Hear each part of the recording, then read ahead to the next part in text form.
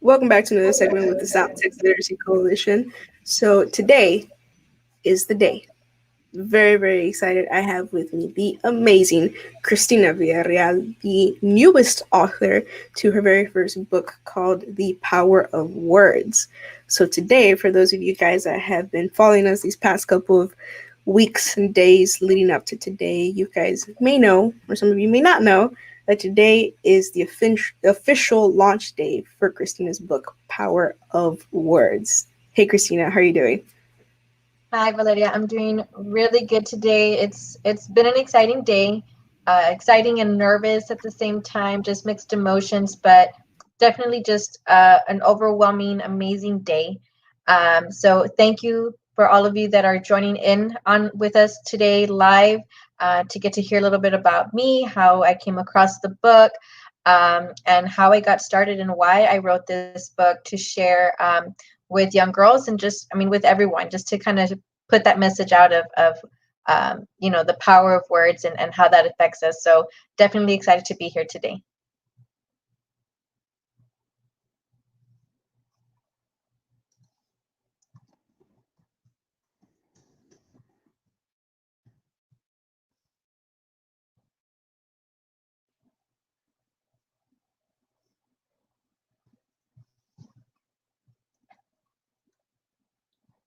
But I think you are on mute right now.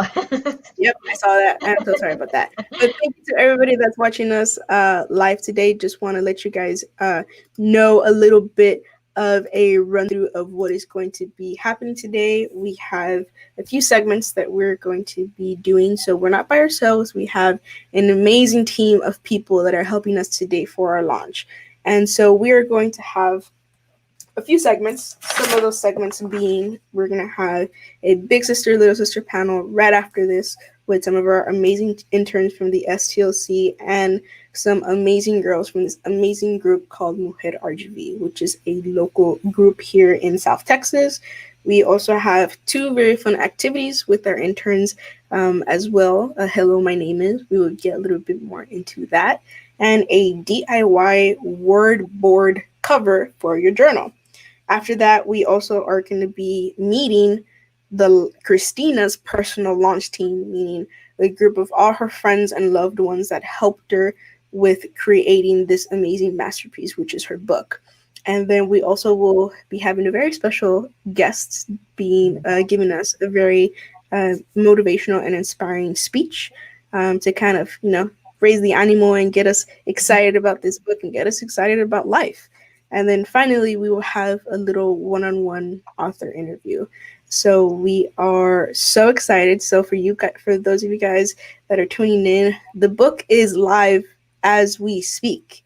It is live on Amazon, if I'm not mistaken. You can buy the ebook, and you can also buy the hardcover, the physical book that you can have in your hand. So we would so greatly appreciate it if you guys would go and order it. Also, everybody, if you guys see this little banner that's kind of running around in circles on the bottom. So if you leave a comment down below, you will be entered into a raffle for a chance to win a cute little basket. That basket includes a few books from our STLC library. For those of you guys that don't know, South Texas Literacy Coalition, we're a literacy nonprofit. Our mission is to enrich lives in low-income areas in South Texas by creating a literacy-rich environment, by creating free abundance of resources to our communities in 14 counties of South Texas. And one of those things is our book distribution initiative. So we give out over 60,000 free brand new books to children in our community. So you guys, if you guys win, you'll be able to get a little bundle of some really awesome books, along with one of the first ever signed copies of Christina's book, Power of Words, along with a journal, some little stickers, so you can do a little DIY action when you're at home as well. So it's going to be amazing, and we're so excited. So without further ado, let's go ahead and get started. Let me go ahead and bring on these amazing girls. I have a few of them, so bear with me. Gonna be a lot of clicking. Okay, there we go. All right, so hi everybody. Hope you guys are all excited to be joining us. So I'm gonna go ahead and go off screen. Christina, it's all you, and go ahead. All right, well, welcome, girls, for being here today and joining our awesome panel of little sisters and big sisters. And so I'm going to let each of you introduce yourselves. Tell me who you are, and let the audience know who you are, and we'll get started with some questions. I know we're here to get advice from each other, and that's what we're here for. And that was, the purpose of writing this book is to motivate, inspire, and empower our younger girls, our younger generation. And so, going through life experiences, I was able to share my stories of what I went through and hopefully help other girls kind of overcome, such powerful words that sometimes we're told, and we tend to believe those things when, we're bigger than that, we're better than that. And so we're going to go ahead and get started. I'll let the little sisters introduce themselves, and then our big sisters, and then we'll get started with some questions. Hello everyone, my name is Andrea Perez. I am 16 years old and an incoming junior, at Edinburgh High School. I also work with the South Texas Literacy Coalition, and I am so excited to be a part of this book launch.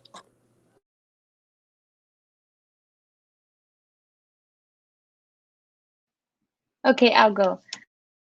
My name is Kayla Gonzalez. I'm 18 and I am a junior at UTRGV. And I'm so excited to ask my question because I just want to know what you all did to get over like people being negative towards you. And like me barely going into like adulthood, like this is going to be a good experience. Okay. Hi everyone. So my name is Mireya and I am 17 years old. I am an incoming senior at Edinburgh High School and I'm also an intern at STLC. Hi everyone, my name is Bianca Garcia. I am a senior at Texas A&M University, majoring in communication with a minor in business, and I'm very excited for this book launch.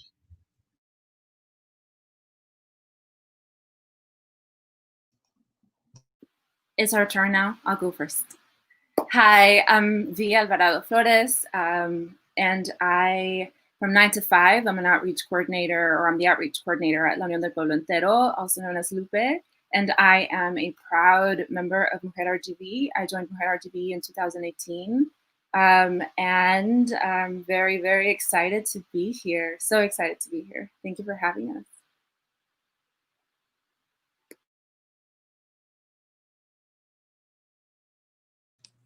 Okay, I'll go next. Hi, so I'm Nora Cuevas, and I'm a social media and marketing administrator. I'm also a creative, so I do like makeup, I do art, and I am a photographer slash do videos and stuff. So I'm actually really, really proud of you. I read a little bit of the book and I was like, oh my gosh, like this is exactly what I am about as well. So I'm really, really happy to be here. I've been a part of Mujer RGV as well since 2018, and I'm like super proud of everything that we've accomplished.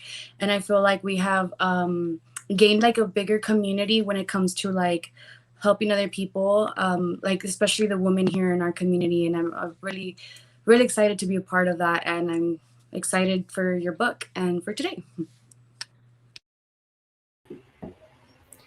Hi, I'm Victoria Mosqueda. I am a recent MBA graduate, and I have my own creative agency, Greenlight Creative, and I'm also looking for other jobs right now.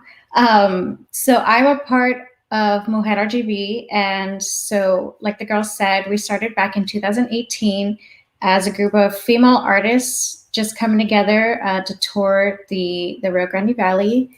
And since then, we have bloomed into what has become a female empowerment community And we support feminism, community, and local women doing amazing things through events. And now with the pandemic, we've switched over to IG events. So yeah, we are very excited to be a part of this.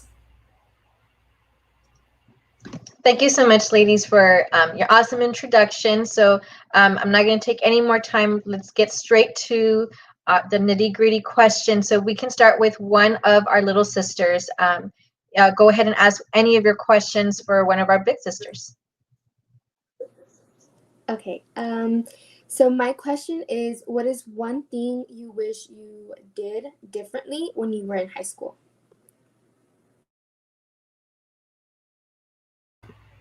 I guess I will start. One thing I would do differently would be to like open up a little bit more. I was incredibly shy, and I only stuck to like the little groups that I had from like the organizations I was a part of. So I was a part of tennis and choir, and I would just kind of go about my day in high school and just like do the classes, do my extracurriculars, and then kind of like go home. And so what I've learned now is that like the people around you and your like what we call social capital is incredibly important. And but with that, also learn who are the people in your life that really are important to you and empower you. And anybody who is just bringing you down or is negative towards you, just let it go.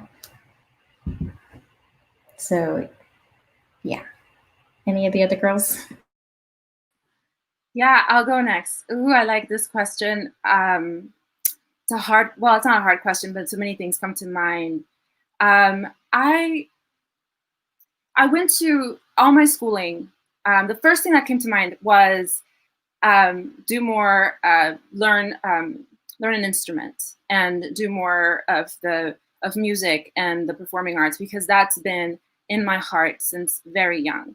However, my journey, for whatever reason, is that every school that I ever went to had zero arts, had zero extracurriculars. Everything was academic. I was labeled very much since very young as a studious girl, and that I would do well in school. So then the focus was academics, and anything outside of academics, I was not allowed to venture, into. Not seriously. Maybe just yes to for fun or to do a presentation or something, but not because my heart really wanted it and I wanted to be performing and singing and dancing and so what I did through high school, specifically high school, is that I found any opportunity that allowed me to perform, which was for my school, which was South Texas High School for Health Professions. We didn't have any extracurriculars there, and all the kids, were bussed in, right? So there was no staying after school for any other things during my time anyway. And so I got involved, or I ran for office. I ran for offices because I wanted to say a speech. I wanted to write and I wanted to perform the speech. I didn't know about anything else other than I wanted to just present. Like I just wanted to be on a stage and do that. That's why I would do it, because I would run. That's because really what I was craving was performance, but I didn't have any outlet for it. So what I did is I created those opportunities for myself. I would run for an office, which allowed me to then travel through the state, because with Health Occupation Students of America, I became a state officer, and that allowed me to like travel to Disney World in Florida and go to different parts of Texas. And then I ran for another thing and I competed in something else that was local, and that took me to Washington, D.C. But it was all really driven by this desire to be on a stage and be performing and be in that sort of environment. So that was my journey. And so, but I created myself opportunities. And I think what I would do in high school differently is that despite the fact that I had some limitations, I would once again find these creative outlet or create these opportunities for myself. I would once again do that all over again. But I resisted so much learning an instrument because as much as I wanted it, I was also fighting it and resisting it because I was mad at the world. Like, I was mad that I was so limited. I was so mad that I didn't have the right circumstances. I was so mad that my parents couldn't afford a lesson or two. I was so mad because, you know, of these things. And so what I did, instead of playing the piano or learning, teaching myself, or because even my dad would gift me, like, gifted me a keyboard. He had a guitar, and he would tell me, go ahead, and if you want to, just start, you know, messing with it. But I was so mad that the circumstances were not the right ones. And then I was around a lot of kids who were overachievers. And so so what I did, instead of trying it and just doing it, and I was fighting it. And I kept fighting that for a long time. It took me a long time to finally say, but I really want this. I want to learn. I want to play. I want to sing. I want to do this. So I would do that. That would be my advice, that given your current circumstances, do not fight your circumstances and just create opportunities within your circumstances. And then whatever it is that's in your heart, that's just calling you, do that and start little, even if you cannot afford the classes, even if you cannot afford, you know, the thing, maybe you don't have the transportation for it. Ni modo, I mean, just start with what you have. Just start with what you have. And that's what I would do all over. So I would stop feeling like you're not worthy enough. In high school, it was just a constant thing towards, like, sometimes you know that you have a specific talent or more than one talents, right? And sometimes you want to try them all, you know, but sometimes you get scared and you dim yourself in the light. And that is something that I did for myself for like many, many years. It barely took me probably like last year to finally start coming out of my shell. From, let's say, like, you really want to do it, you know, you want to do your full potential because it's something that you love, but you're scared that people are going to be like, oh, like, that wasn't good, or what was that, or like, try harder when you did try your hardest. It's something that stopped me from doing a lot of things that I wanted to do in high school.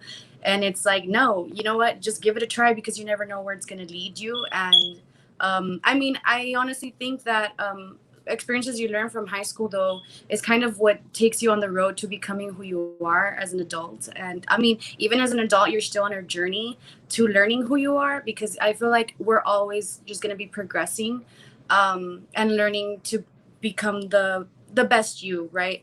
But it's something that it's like, if you feel like, oh, I'm stopping myself from being your full potential, that's something I would wish I didn't do or I could have done in high school, was stop telling myself that I'm not worthy enough to do something that I actually really want to do. Thank you, ladies, for that awesome advice to Andrea's question of what would we do different in high school. And I think we can all relate to, you know, what Nora was saying is sometimes we doubt ourselves, right? We want to do something, we want to try something, and we'll find excuses, right? We'll say, well, you know, I know you had mentioned earlier, you know, sometimes we might not afford to do something or be a part of something.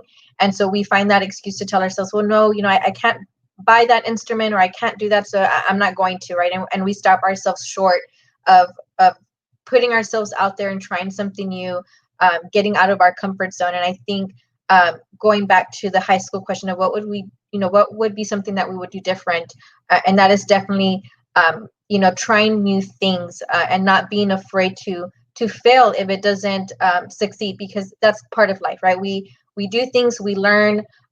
Sometimes we succeed in it, sometimes we don't, but we get up and we try again, right? So thank you so much, Lee. That was, you know, a great advice. Now I want to flip it over to our big sisters.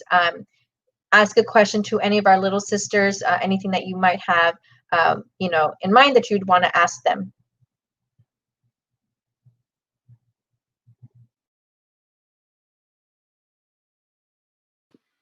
Okay, I will ask, who is your guiding light right now?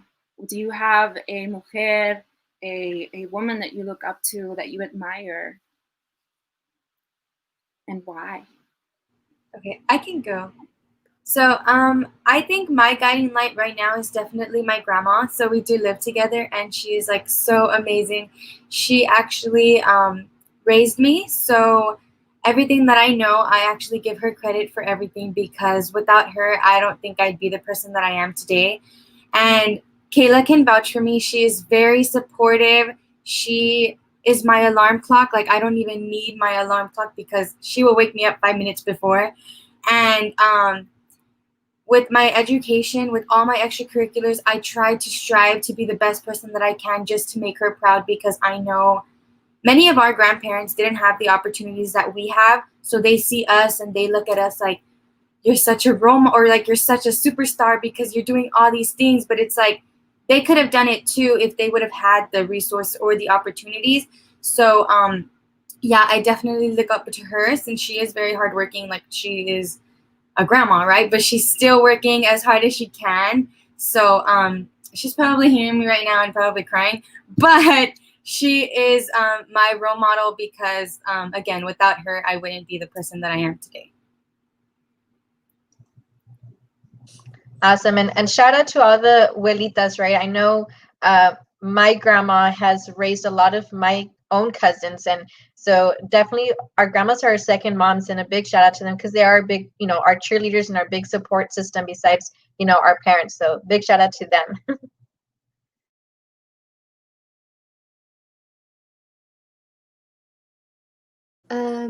Okay, so yeah. okay. So my biggest role model is my mom. Like, you name it, she's been through it. And no matter what, she still stands firm in her faith and she keeps moving forward. And that's what she's always shown me to do. So that's how I'm learning to be like her. She calls me her mini me, and I'm like, oh my God, like, because she's really like, Mexican moms, So she's definitely my role model. Like I always said since I was little, I want to be like my mom. Like recently, like I didn't know who to talk to, because it was like I don't want to. I was in a major I didn't want to be in, and I was like, ugh, I'm gonna let everybody down. And I spoke to her, and she's like, do what makes you happy. And sure enough, like she was the only person I told. And I mean, with her, how do you say it? With her guidance, with her patience, she's she's literally led me to be exactly like her, and I thank her so much for that, because she is so strong. And I'm glad to be like her, even though I say like I'm her mini me. But yeah, she's my role model, my mom. Same thing with Kayla. My role model would probably be my mom and my older sister. Same thing with her. I had grown up with the mentality of being a doctor. My sister is a nurse, and so she graduated as a nurse straight out of high school. So she was a nurse at 18, and so all my family was like, "Oh my gosh, like you look up to your sister, you know." And so I did. She's given me like great advice, and I've taken it. But medicine is a big part of my heart. Like I will always love medicine, but this past year of my high school year, when my sophomore year, I decided to change my major from medicine to education. And I was also really scared because I was like, oh, they're going to say teachers don't get paid enough, you know. And I didn't want to do it for the money. I wanted to do it because I enjoy, I want to teach kids, and that's what I'm doing. I enjoy it. So I talked to my mom and my sister about it first before telling my dad. And they really made me see, whatever you do, we're going to be so proud of you. And that's what made me so open. And I feel like my mom and my sisters are my best friends forever. And they always tell me, you can have friends, but we're gonna be your best friends forever, no matter what. And so I think they're my role models.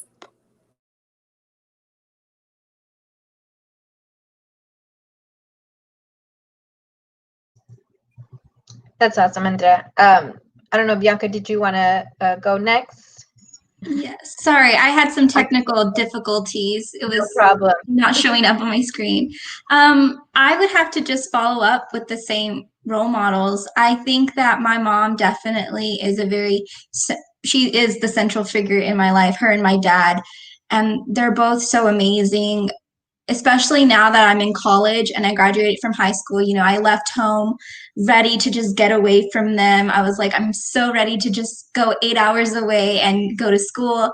And you never realize how much you need someone until you're away from them and you're not in close proximity with them, and how much you miss them. And for me, my relationship has grown so much closer to my parents. You know, we always still argue like parents and kids always do, but I'm always so much more appreciative of what they did for me and what they continue to do for me now.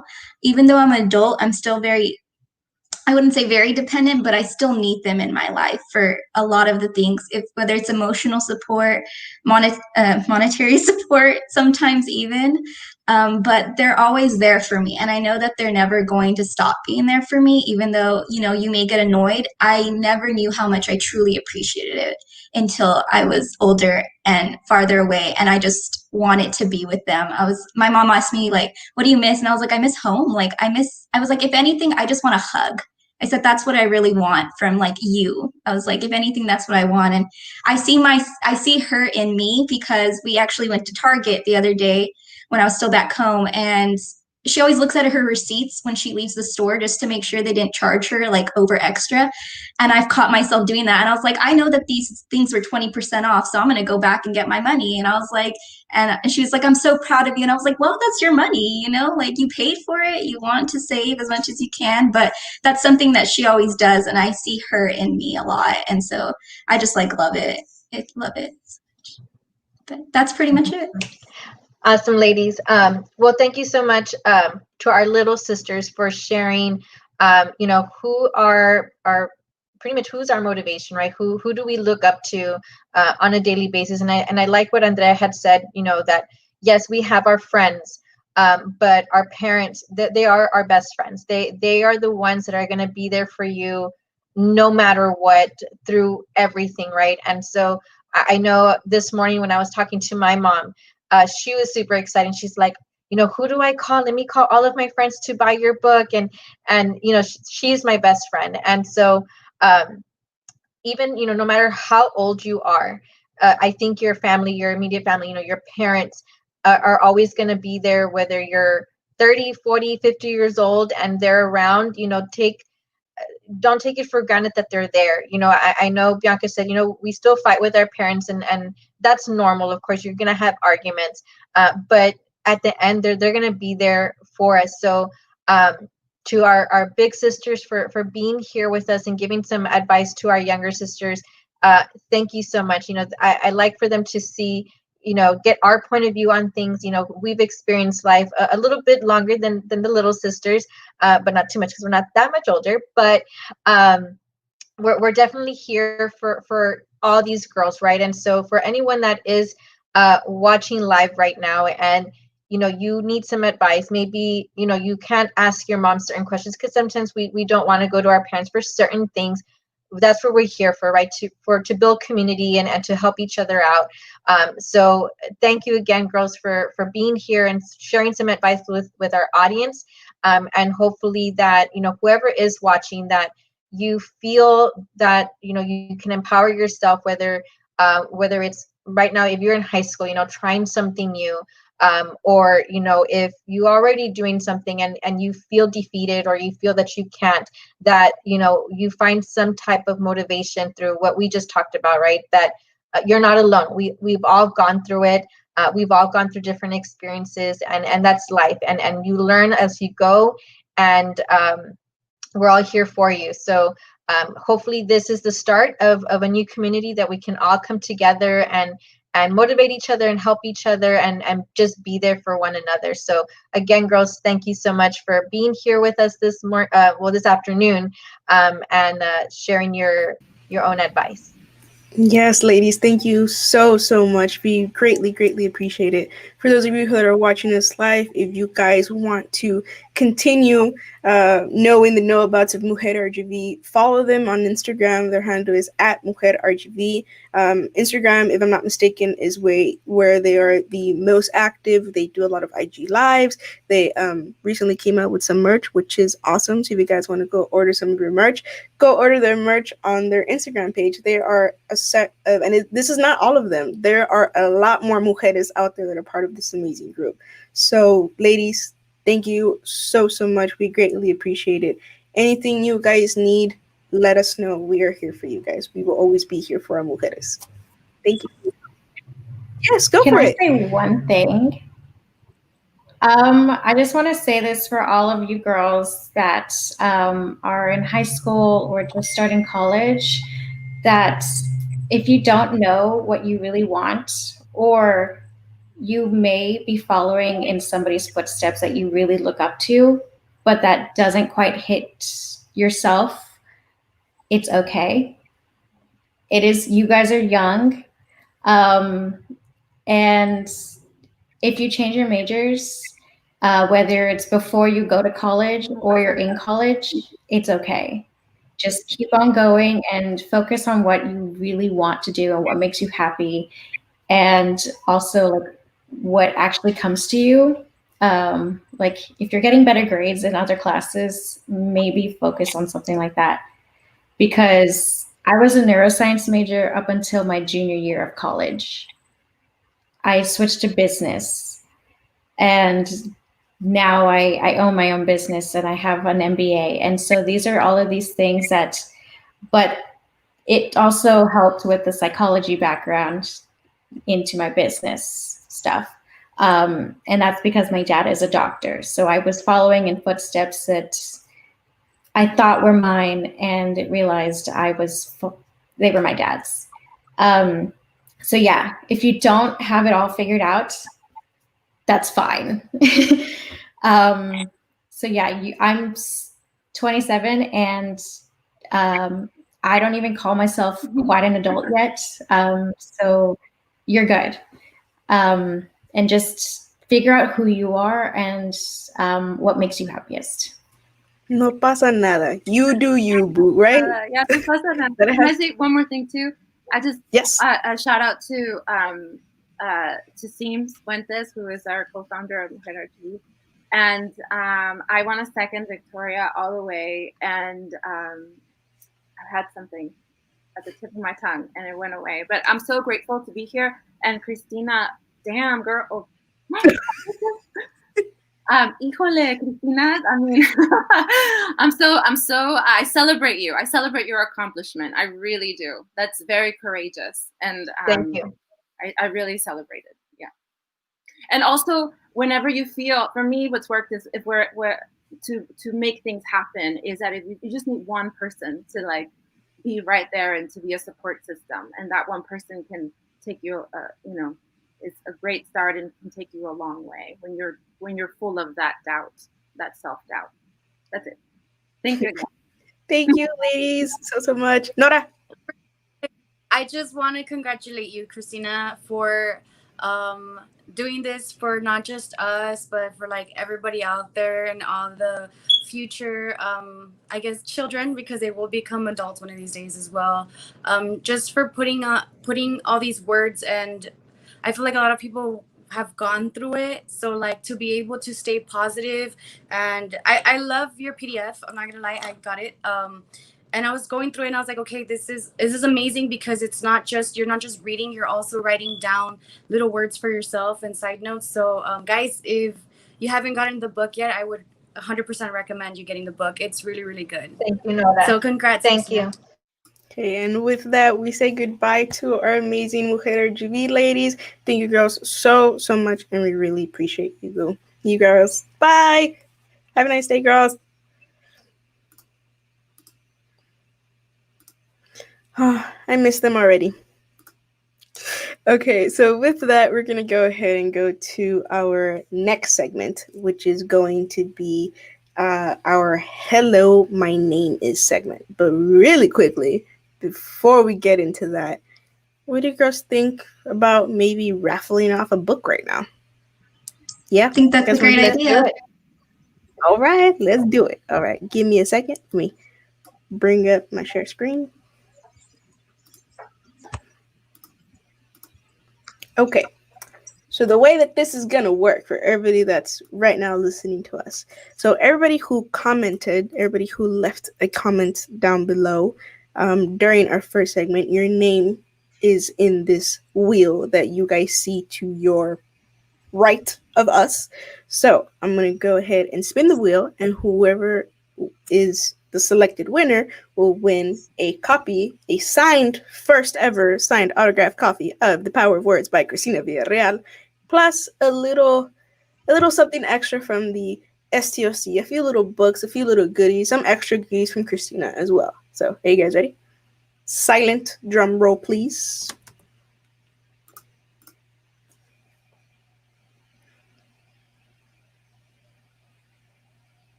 Is it? Is it not? Yes! So the winner is Vandy Blanco Garcia. So we will go ahead and send you a direct message through Facebook and go ahead and get your contact information so that we can go ahead and mail you out your prize. Congratulations. Awesome. Way to go, Miss Blanco. Yay! Okay. So, and don't you guys worry if you guys did not win during this first raffle. We will be having several throughout the program, so make sure you stay tuned so you can find out if you won or not. So we're going to go ahead and continue on with our next segment, which I had mentioned is our Power of Words segment. So Christina, do you maybe want to give a little background of what this segment is about? So, of course, the whole topic of my book, of course, is the power of words, right? And so the first section of my book, I do talk a little bit about the negative words, words that I've been told many times, sometimes a little more than I would have wished people would call me, but such is life, right? And so today we're going to do this little activity where we're going to share a word that has really, really impacted our life. You know, it really impacted us personally. And so I want us girls to talk about one word that, you know, someone has called you, someone has told you repeatedly that, you know, you at some point thought, is that really who I am? We questioned ourselves. But as we go through life, we know that's not who we are. That's not who I am. And I'm more than that. I'm more than that word. So with that said, I'm going to start with my word. And I'm going to talk a little bit about how this word has been told to me from, I was probably, I'm going to say 10, 11 years old till probably 27, 28 years old. So over the span of almost 18 years, I've been told this word repeatedly, and I'm kind of getting a little bit emotional with it because for a long time, I really honestly believed it. I really thought that I was dumb, and that's what I thought of myself. I said, okay, that's my name. That's who I am. And so at the end of this, I do want to tear it up because that is not who I am. Not anymore. And so when I was in 5th grade, and you're going to think this is just insane. You must be making this up. But I was in 5th grade, and my was at the time my social studies / science class. And I remember this day vividly. We were in groups. Our teacher had put us into groups. And I remember I was sitting with about 4 or 5 other boys in class. And you're in 5th grade. You're still in elementary. As a young girl, you don't want to be sitting with boys, right? You want to sit with your friends. You want to sit with the other girls in class. Totally normal. And so I'm looking around class, and I'm noticing the boys are sitting with boys. The girls are sitting with girls. But yet I was the only one sitting with a group of boys. And these boys were little troublemakers in class, you know, the type that kind of picked on people, especially, you know, picked on girls. And I remember turning around, and my teacher was going around the classroom, kind of going through the groups. We're doing a project. And I asked her, I said, Ms., why can't I just go and, you know, sit with another group, right, with a group of girls. And her exact words were, tú eres una burra, so te vas a sentar con todos los burros. And so if you don't understand Spanish, she said, I'm sitting with all the smart kids. It's not what she meant. She literally said, you're dumb, so you're going to sit with all the dumb kids. Point blank, right? And so I remember that day I just kind of stayed frozen, like, oh, okay, and so trying to connect this and to, try to make this connection of like, did she really just tell me that? I'm a young girl, so I remember I went home crying to my grandma, because that's where I would get dropped off after school. And I remember right away, she's like, get in the car, we're going to school. How dare you, have her call you that? And so that was my first ever experience with an adult, especially an educator, who called me that. Now, I've come across teachers who have told me I'm, amazing, but that was just one person that did call me that. Fast forward to about 16 years later, I remember I had just gotten accepted into my doctoral program a couple years ago. And the person I was dating at the time, I was really excited. I was sharing with all of my friends, I'm going back to school. This was a big accomplishment. This was a big dream of mine. And I remember, telling his parents, like, oh, I got into school, and his parents super excited, just, like my parents were super excited. But then he turned around and said, oh, you think you're smarter than me? You think you're still better than me? You'll never be. Never. And so I was like, wow. And I think it was that moment that I realized this is not who I am, not at all. And so as an adult, I started realizing when people call you these things, it is not who you are, but a reflection of who that person is thinking of themselves, and reflecting that or pushing that back onto someone else. So to that word that I've been called for so many years, it is not my word anymore. And so it's done. I know this is not who I am. And so if anybody has ever called you that, just tear it up, throw it away, because that's not who you are. You know your true self. No one else does, and no one can ever give you a title or anything like that. You are capable, you are loved, you are amazing. And so I hope that if anybody has gone through that experience, that leave it behind, move forward, and believe in yourself. We stand. Period. I love that. So that is so. I don't know how any of us is gonna top that, but right, ladies. So I'll go ahead and go next. I'm not gonna give a whole spiel about mine because I'm a little embarrassed about it, which I shouldn't be, but I still am. So my word is ugly. So I went through a phase. I'm pretty sure we can all agree that we all went through a phase when we had braces and acne was happening at full effect. Puberty was happening. Yes, puberty happens in girls too. So there was a time when, like I said, I had braces. I had bad acne. It was in the time when you kind of, wanted to have a boyfriend, but I was too embarrassed of like getting a boyfriend or even socializing because I oftentimes got called ugly because of my appearance. So, and I remember one of my amazing cousins, Savannah, I don't have an older sister, I have an older brother, sadly. So Savannah, she's one of my cousins. She has been my big sister for me. She has been my motherly big sister.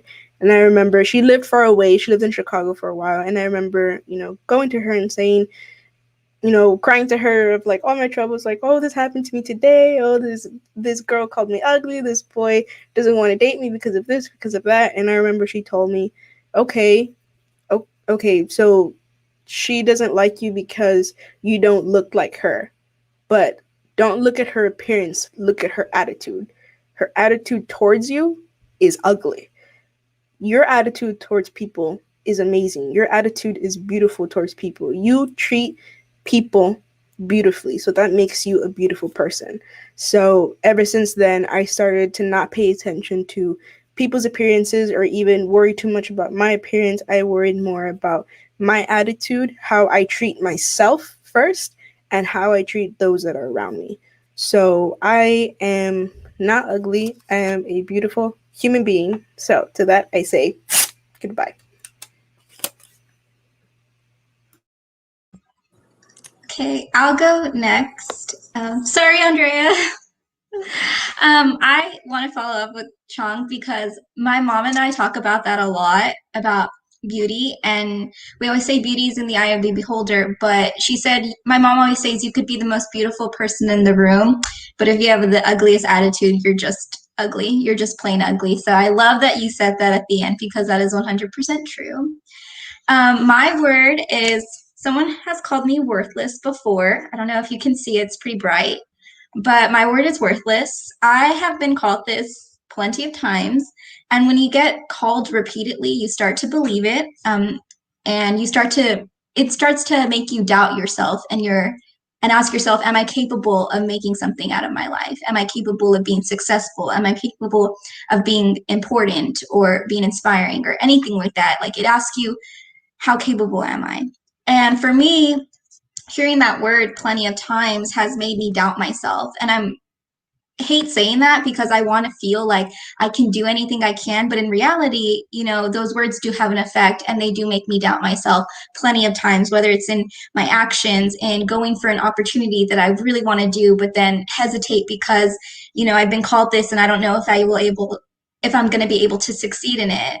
And so it really holds me back from doing the things that I want to do and making myself believe that I can do them. And when you get just told it, like I said, you just feel self-doubt constantly. And until recently, I am going to be graduating college. I have finally found my rhythm and my voice in telling myself, no, I can do what I want.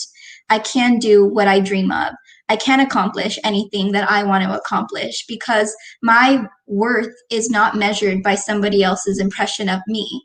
It's determined by how I think of myself, what I do with my actions, how I treat people, how I live my life. Do I live it in good faith and good kindness, or do I live it horribly? No. And so it really is determined all by who you are as a person, your worth. And I am now starting to believe that I can do anything I want and that I can be successful. And one thing I would like to note is that when I say successful, I don't mean monetary wise. To me, money is not everything. I want to be happy in life. I want to be content. To me, that is successful. And if I can make a small difference in somebody's life, that means everything to me. And so I am not worthless. I am worth everything. Oh, that's so good. My word is weird, but any word you can think of, I've been called that word. And I guess growing up in elementary and middle school, I was bullied a lot. And I always kept it to myself, never showed my true emotions.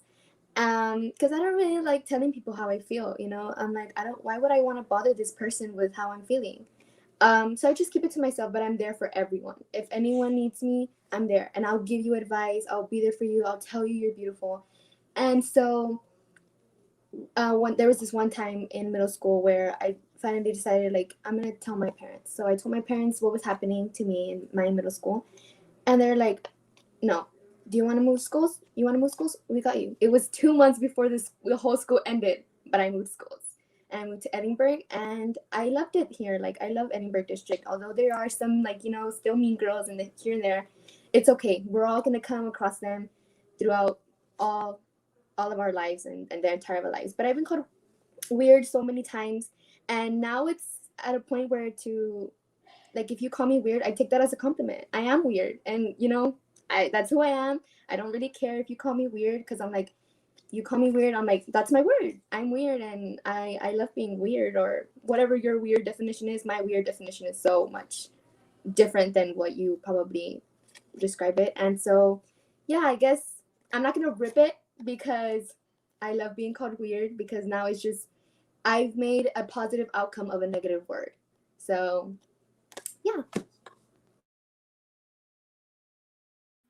That was so good, Andrea. Well, I mean, weird is pretty good in so many ways, but again, a lot of people just like to tease us with so many different words, and we can always change a definition to any word because it's what we want to, or what we see from that word. So yeah, it's okay to be weird. We all are weird, right? So I'll get to my word. My word is failure. I guess I put some tape so I can wear it. So in the middle school, that was like I want to say my worst years, I guess. So I was not the best of a person or the best of a student, and I was always getting in trouble, and it was like so normal for my mom to be getting phone calls like from teacher after teacher, and it's so embarrassing to say, right? But it's shaped me to be the person that I am. And yes, I did have like probably the wrong friend group, and like they say, show me your friends and I'll show you who you are. So I basically described myself as who are my friends, and I kind of took a step back and was like, well, who are they? And they kind of gave me a picture of that's not who I want to be. So I tried to do like a little 360, and I tried to like flip my little life around, and it was possible. I did it. I turned my back to all those friends, to the people that would call me failure, and you're not going to go to college. What do you mean? Like, with those grades that you have, or with that attitude, or with that behavior, you're not going any further than high school, or I don't even know if you'll get to high school. And like it was just like little remarks of like, I don't know if you'll get that far. Even from teachers where they're like, well, the way you are right now, we don't know if you're going to get any further. Like, you'll have to change. Or just like, those little remarks or those spaces that some teachers give you, like, what are you doing here? Why do you still come to school? So that was a little eye-opener for me. And look at me now. I am the National Honor Society president. I am the Key Club lieutenant governor. Like, it's like this little word right here was an eye-opener. And I guess it was meant for them to call me that, because if they would never call me this word, I'd probably still be a failure in my eyes. So yeah, I'm actually grateful for them to be calling me a failure, because now, I mean, I'm not a failure, and I know that I have a success story ahead of me, and so do all of you girls. So yeah, well, we're good. Period.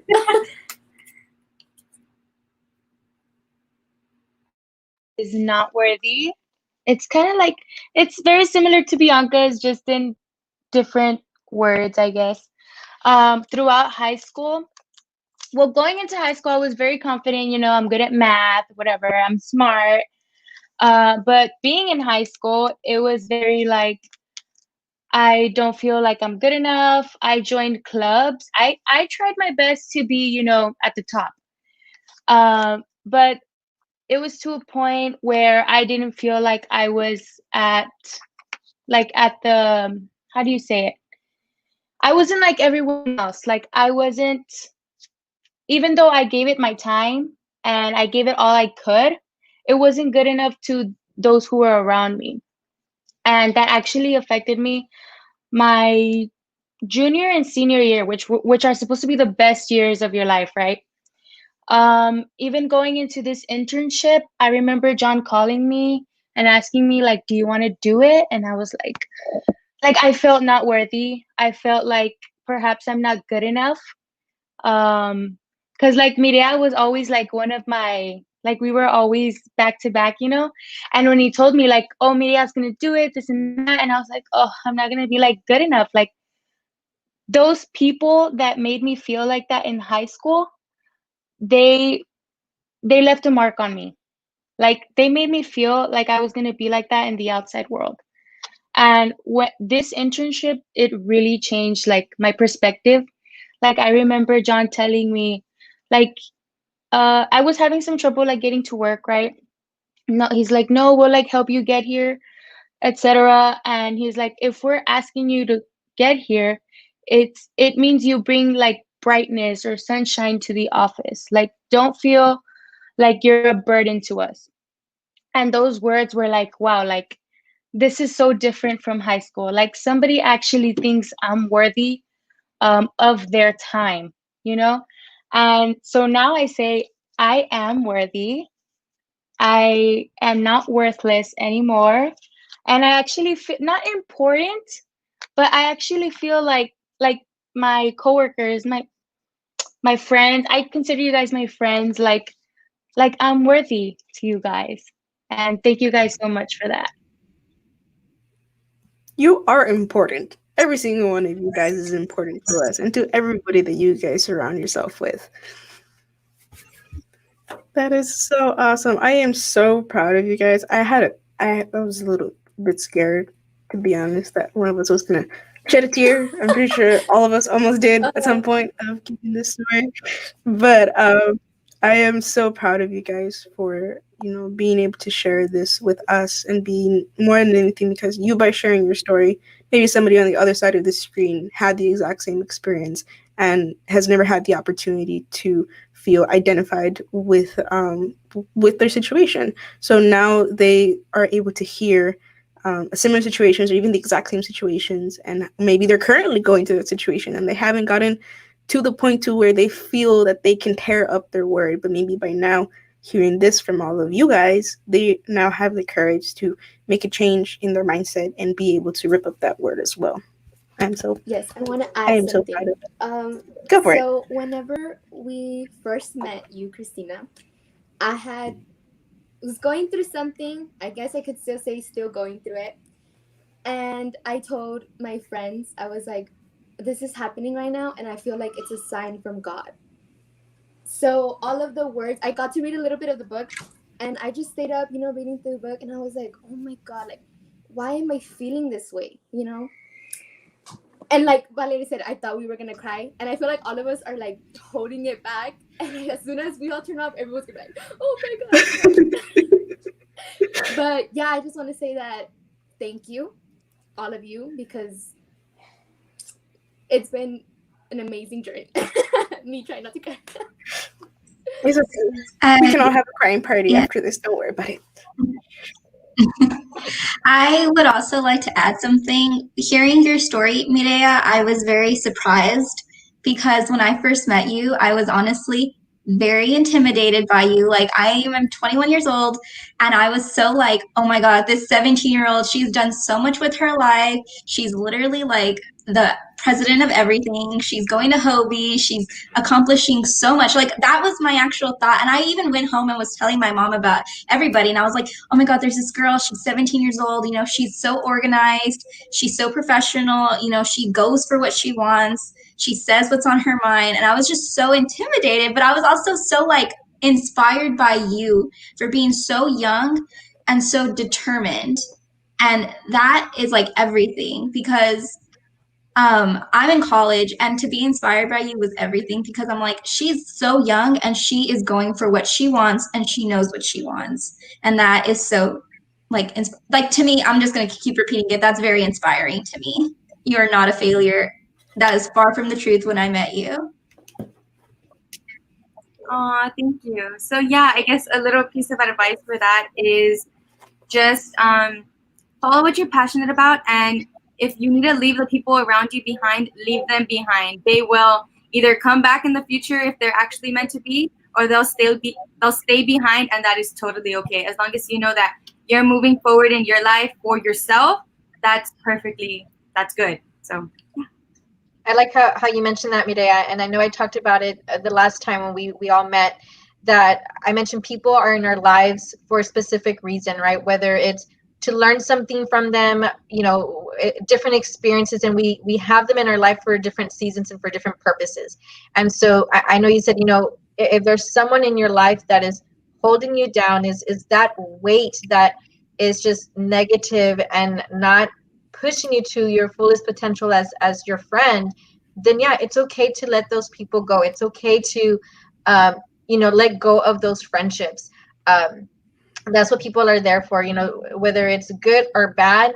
If they're there for a bad reason, we learn from that, and we learn and we grow and we move on. And so and I was kind of made me think, I know you had mentioned, I would have never thought that you thought yourself that way. When we are around different people, I think something that we sometimes forget is how do other people see themselves. And so being that positive person for our friends, just being that support, because sometimes, you know, the bravest people, the nicest people, sometimes, you know, hidden under that is that self-doubt, is that, I know, Mira, you said, you know, I felt like a failure, and Bianca's like, what? I never would have thought that you thought yourself that way. And so, you know, for those of you that are watching, if you have a friend, a very close friend that always seems to be so positive and always seems to be so happy, still ask them, how are you doing?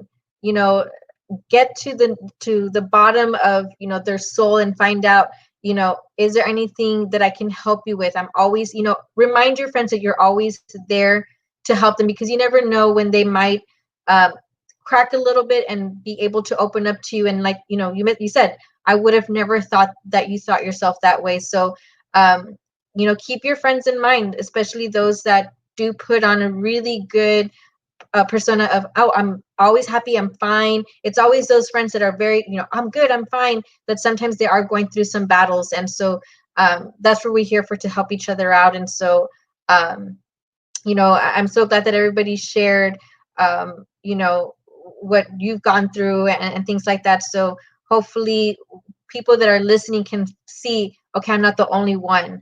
And that, or if they've never even talked about it with someone, that now they have the courage to open up and talk to someone and just kind of let it out, because sometimes we hold on to it and we don't want to tell anyone how we feel, and it eats us up for sure. So thank you, ladies, for sharing your stories.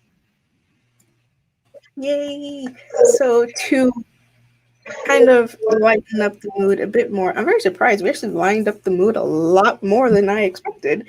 But to kind of just add on to all of these pieces of advice and all of these amazing positive words and positive pieces of advice that we're giving each other and we're sharing with everybody, we're going to go ahead and move on to our next segment, which is a little something it's a little twist on a common DIY activity. So I'm pretty sure we've all heard or maybe even done vision boards, which basically the purpose behind a vision board is creating a visual of any goals or things that you want to achieve, whether it's short-term goals, long-term goals, but it's always with images, with pictures. And we did one for one of our challenge days for the 15-day challenge for the power of words. And we're going to be doing something a little bit similar, but slightly a little bit different. We all did a DIY word board cover for our journal. So for some of you that will, if you haven't bought the book yet, but we highly encourage you guys that you do. Throughout Christina's book, apart from the actual literature portion of her book, there are also spaces for small little journal entries where you're able to write in kind of like a little small personal diary of how you're feeling, reflecting on what you just read and how what you just read made you feel. So with that, we encourage a lot of journal therapy. I'm not sure if you ladies have done it or not, but journal therapy is something that I highly, highly recommend. It's just something to help put maybe thoughts and ideas or just scenarios or struggles that are in your head that are giving you a headache or just constantly blocking you from doing what you got to do. Put it on paper. Putting it on paper helps you release it. And you write it on paper, yeah, you forget it, you got it out of your system, you can move on to something else. So we all created our little journal covers. Some of us, I don't have stickers, so mine is not as creative as Christina's. I really, really like Christina's. So what we did is we put opposite of our negative word from hello, my name is, we filled our journals with words for positive reminders of who we truly are and who we aspire to be. Look at that. So we're all going to go ahead and take turns and go around and share the words that we put on our journal. Maybe Christina, since yours is probably the nicest out of all of us, do you want to maybe go first? Sure. So the reason why we decided to do this DIY journal, word board, word wall, however you want to call it, is actually how I actually got started with the book. And It was one weekend, and I was home alone. I mean, we've been in quarantine, right? So it was at the beginning that we couldn't go anywhere. We were literally stuck at home. And I know that sometimes when we're alone in our thoughts, we tend to really kind of go into a dark hole, into a little rabbit hole, that we start thinking of the past. We start thinking of different memories, different moments that we've experienced in our life. And when I started thinking of all these things, it popped into my mind of the power of words. And I had always told myself, oh, I want to write a book.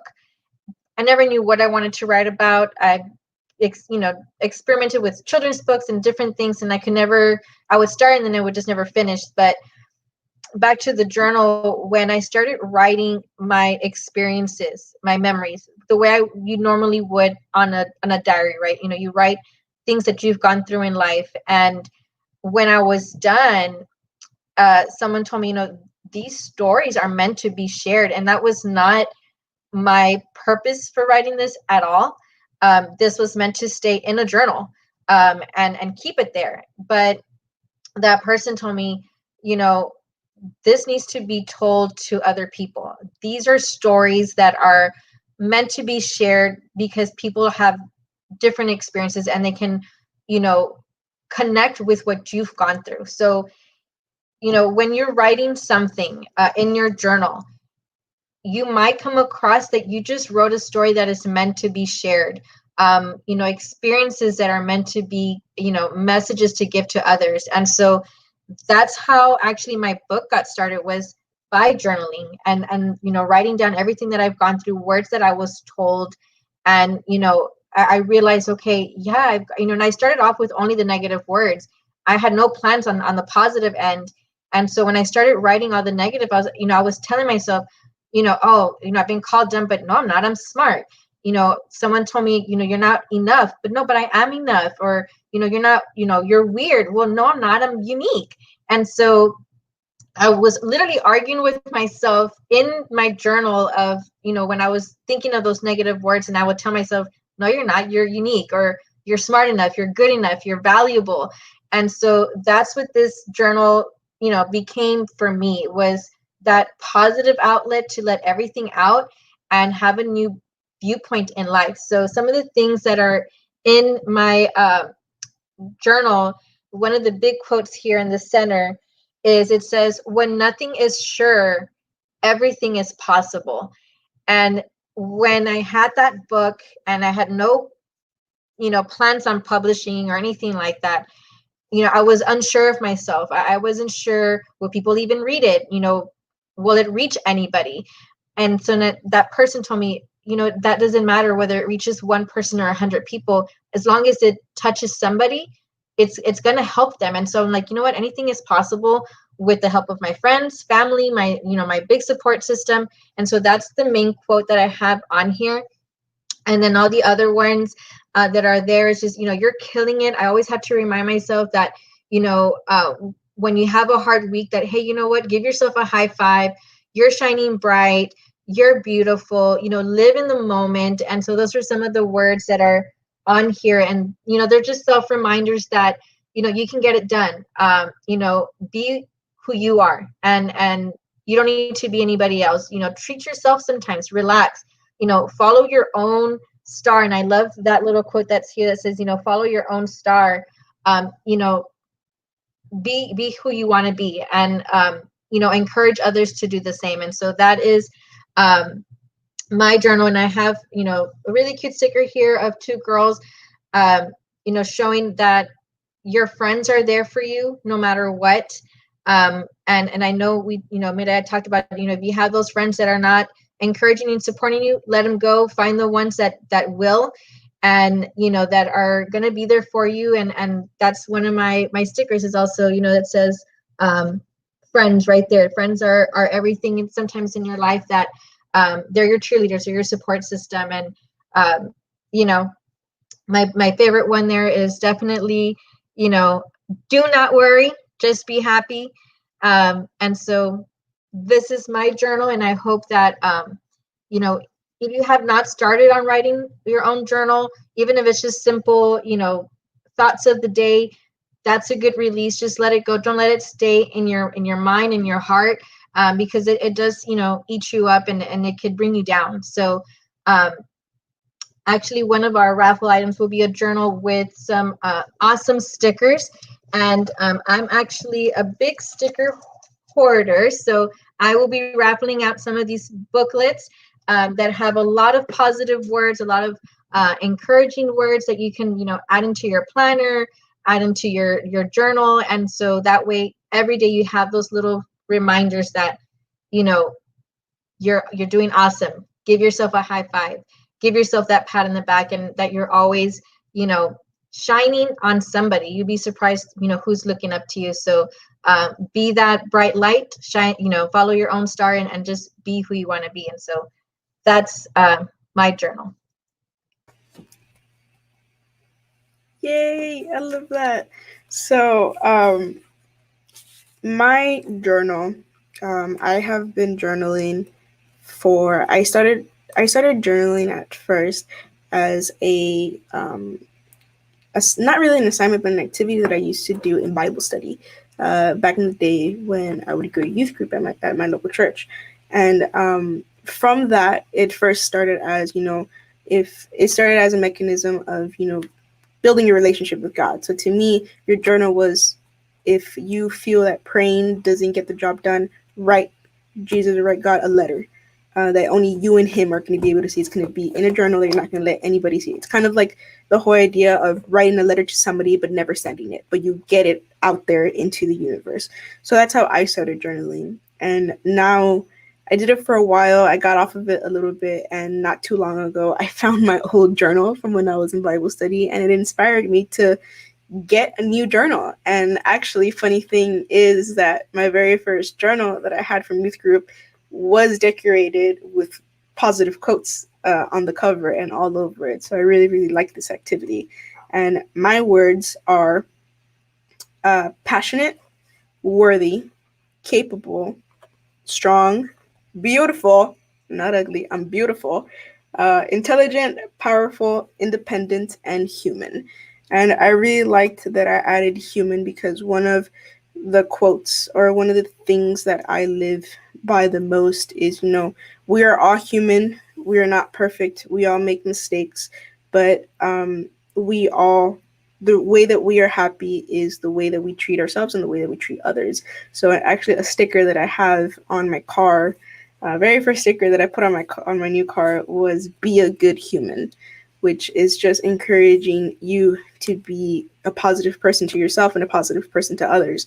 And hopefully with that, we can make this world a better place. It all starts with one, and it can all start with you. So that's something that I live by, and something that I love to just put out there into the community and put out there to the people that are around me. Be good to people, be a good human. It's okay to make mistakes. Your mistakes are what shape you to be the person that you want to be. A quote that was kind of given to me that I have on here too.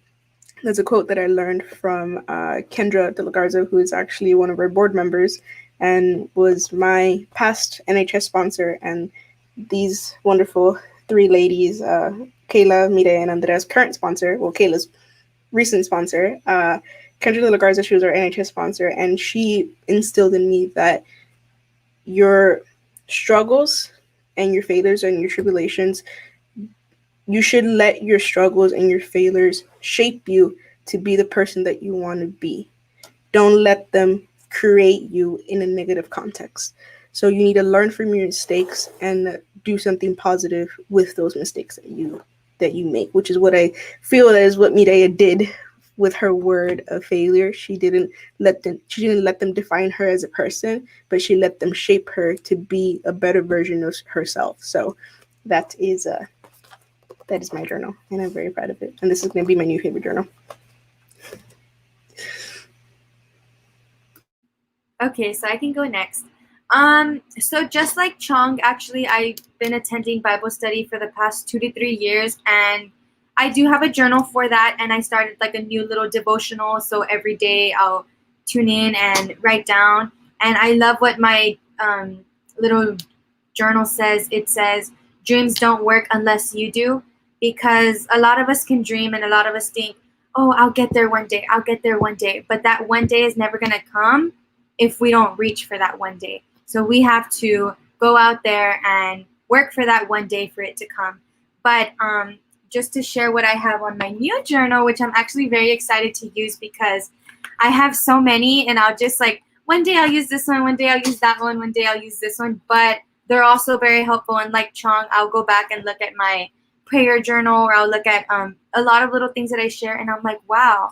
And one very important thing to note is that you look back and you say, God answered this prayer, or wow, I got through this that day. And if you can get through those trials, you can definitely get through the ones in the future. So keep on journaling and keep on going back to look at the ones you recently wrote, or even like from the years past, because I recently looked at, I think it was 3 years ago, because I write down the date, and I was like, wow, that was like, it feels so like if it was yesterday, but I got through that, and I'm like a lot better than the way I was 3 years ago. So yeah, journaling is very helpful. And just to share what I have on these, I have beautiful, of course, because we're all beautiful. I have teachable, ambitious, dynamic, curious, brave, powerful, optimistic, kind, dedicated, sociable, motivated, bright, faithful, enthusiastic, strong, passionate, brilliant, hardworking, determined, motivated, and focused. Yeah.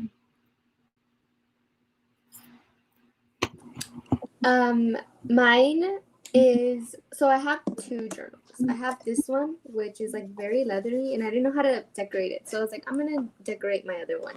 This one was given to me by my sponsor, De La Garza. So it says note here, which was for notes, right? But I don't know if you can see, but I wrote there, I put beautiful, good enough, worthy, strong, independent, loving, caring, intelligent, and in the back, I don't know, it says, hello, I am gorgeous. And then I'm still going to decorate more on here and just put more words, more powerful words for myself. But yeah, I also started journaling again because I did fall off of it.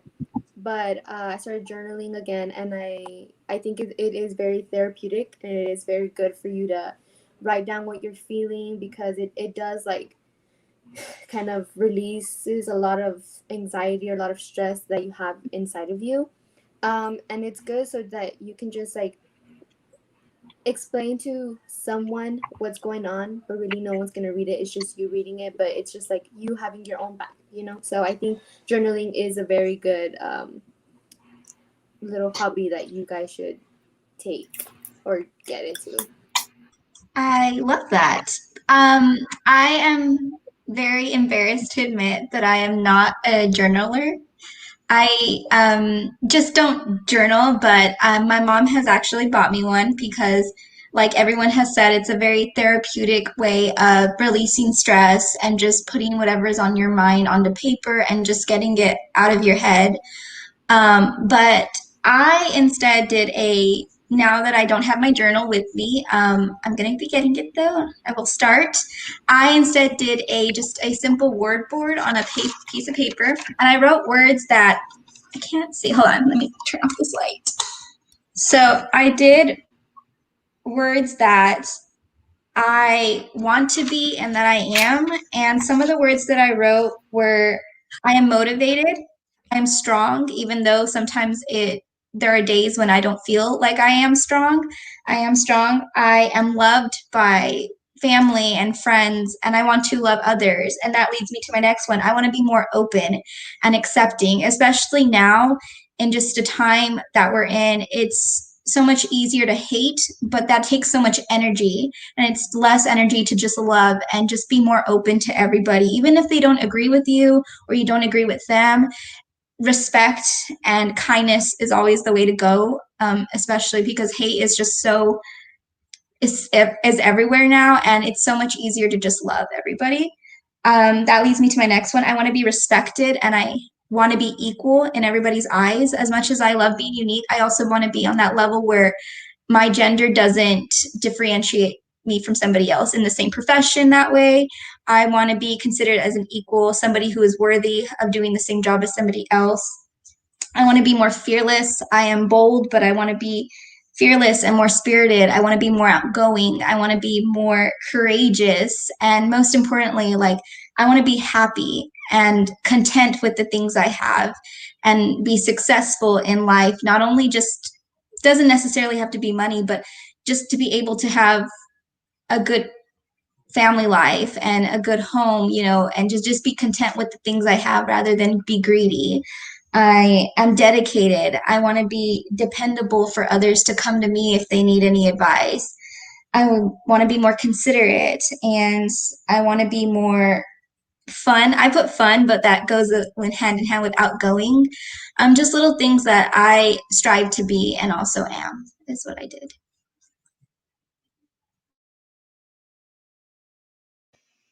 Okay, so good job, Bianca. I like your little speech. I kind of did the same thing because I don't really have like a journal. All I have closest to a journal is this that Andrea gave me, and I think it's 50 prompts or 500. I don't remember, but that's what I use. But it's not as fun as just writing your own thoughts, you know. So I use my binder a lot for school, and I made this. It's the word like that replaced the not worthy, and then like everything I want to be, like willing, ambitious, loving. I want to be a risk taker, because that's the only way you're gonna keep going forward. I can't see it. Determined. That's always been my thing. Like I need to be determined, independent, happy, kind, and then these little bees. I don't know if you guys have seen like those stickers that say "Be happy." So that's why I put a bunch of little bees. So they're gonna be on my binder. That's so awesome. Thank you, ladies, so much for sharing your journals. They're all so amazing. Your journals and your word walls. I feel like it would be really cool to kind of have that hanging up in your room, so or in your office that you can have and you can see constantly, so you can have them as constant reminders of who you aspire to be. And so, with that, unfortunately and sadly, it is the last segment that we have our beautiful interns for. So, thank you so much to these four amazing ladies. For those of you that are just tuning in and don't know, these four ladies are interns with the Soft Text Literacy Coalition, have been interning with us over the summer. And during the pandemic, they have been helping us do such amazing work during a very difficult time. And we couldn't do what we have been doing if it weren't for them. So I want to go ahead and thank you guys so much for all that you do for us, all of the support. I'm pretty sure Christina is very greatly appreciated for your guys' support as well. So thank you guys. Christina? Yes. Thank you so much, girls, for being part of this whole process and, just being a great support for this book launch. None of this would have happened without all of you all. So from the bottom of my heart, thank you so much, because this launch, this awesome event wouldn't have happened without each of you being there and being part of all of this. That's been, the launch of this book. So thank you for sharing your story, for opening up and, really going in and being personal. So that takes a lot to go live and share those personal stories, especially things that are not easy to talk about, things that we want to just let go and not think about anymore. But we're here to share that, hey, we're here right along with everybody else that is maybe watching with us today. So again, girls, thank you for being part of this and for opening up and sharing your stories. And just being here, and that's super awesome. And again, thank you. With that, unfortunately, we say goodbye to our amazing girls.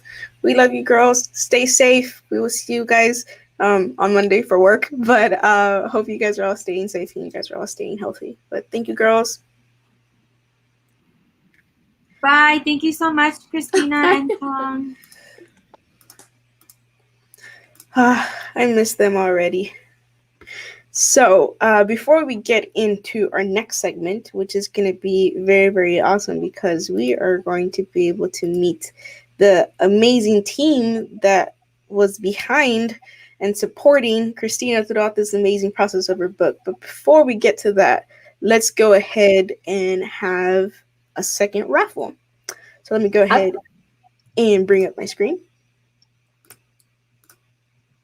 So, for those of you that may not know, if you leave a comment down below right here on our Facebook Live, you will be entered in this amazing little wheel. I feel like I'm at a carnival every time I do this. You will be here. Your name will be entered in this amazing wheel, and you will be entered for a chance to win an amazing prize that consists of one of the first ever autographed copies of Christina Villarreal's book, The Power of Words, along with a journal, some cute little stickers so you can make your own little DIY project, and some amazing books from the South Texas Literacy Coalition. So, with that, a silent drum roll, please.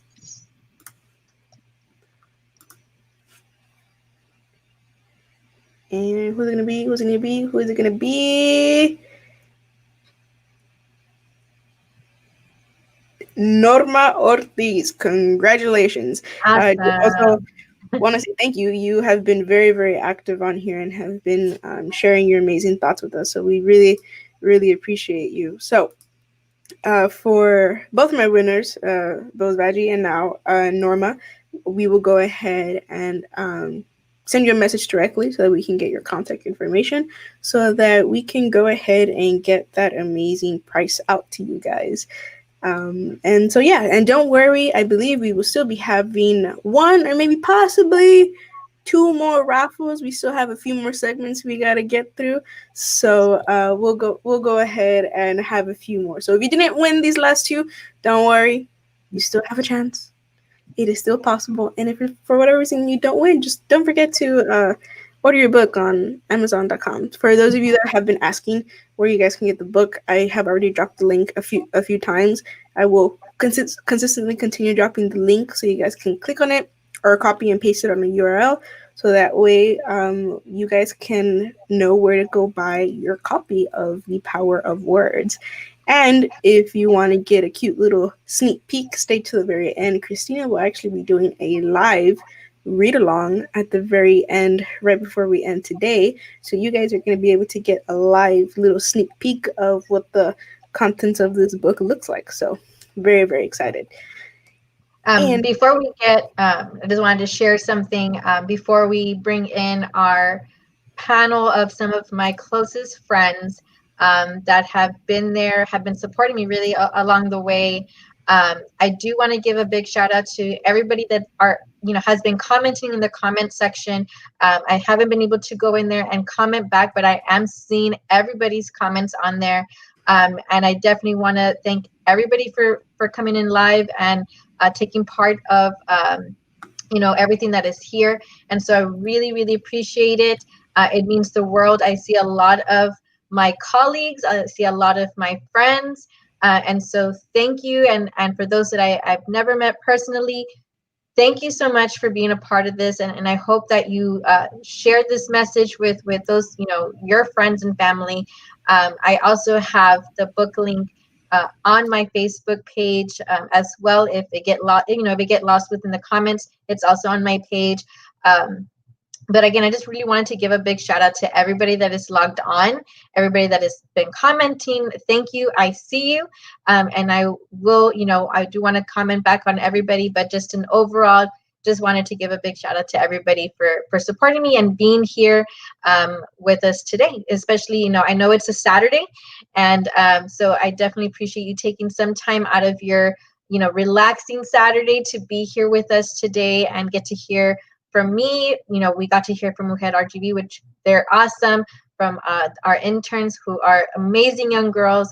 And then we got, a couple of more people that are going to be coming in that are very special to me and special to my life. And so can't wait to hear from everybody. Awesome. So for this panel, I will go ahead and step off, and I'm going to be giving full authority to one of our very own board members. You guys may know her. She has released a few books. Fellow local author, Miss Caitlin Renteria. Hey, Caitlin. Hello. Nice to see you both. Awesome. So we're gonna go ahead and bring on the launch team. Caitlin is gonna go ahead and be emceeing and asking the questions and getting down to the nitty gritty with Christina's launch team. So, without further ado, we have the amazing launch team. So, if you guys want to go ahead and start introductions and go ahead and get to the panel of questions, and I will see you guys shortly. Okay, well, hello everyone. It's so awesome to be here hosting and emceeing this book launch panel. And to everyone out there on Facebook who is still live, who is just joining in, I'm seeing all the comments. Thank you for being here. This is super exciting. And let me tell you, not very often do you get to look inside, behind the scenes, inside like the mind of the author, as well as the mind of the entire book launch team that helped bring this together. So I'm gonna be asking some questions, guys. It's gonna really dig deep, hopefully bring out a lot of cool memories, cool insight. But before we get to that, I'd like to go down the line and have everyone introduce themselves, give a couple of background information. I know for those of you at home who might be wondering, well, what does exactly, a book launch team do? I think the cool part about a book launch team is that, it's the people who help as much as it is marketing and giving advice and reviews and stuff like that. It's just as much of support, that family and friends, and you got this, we can persevere. And so we're going to be getting a little more into that as the discussion goes on. But I know you all have already seen and heard from the lovely Christina. But just in case you're just jumping on now, we can begin with Christina giving a little bit of information about herself, and then we'll move on down the row and get to know you guys before we jump into the questions. So Christina, take it away. All right. Well, thank you guys for being here today. I know, each and every one of you, Ana, Tanya, Maria, Jonathan, all of you, play a very special role in my life. And just being part of this book launch, it has been amazing. And I thank y'all for being by my side through it all.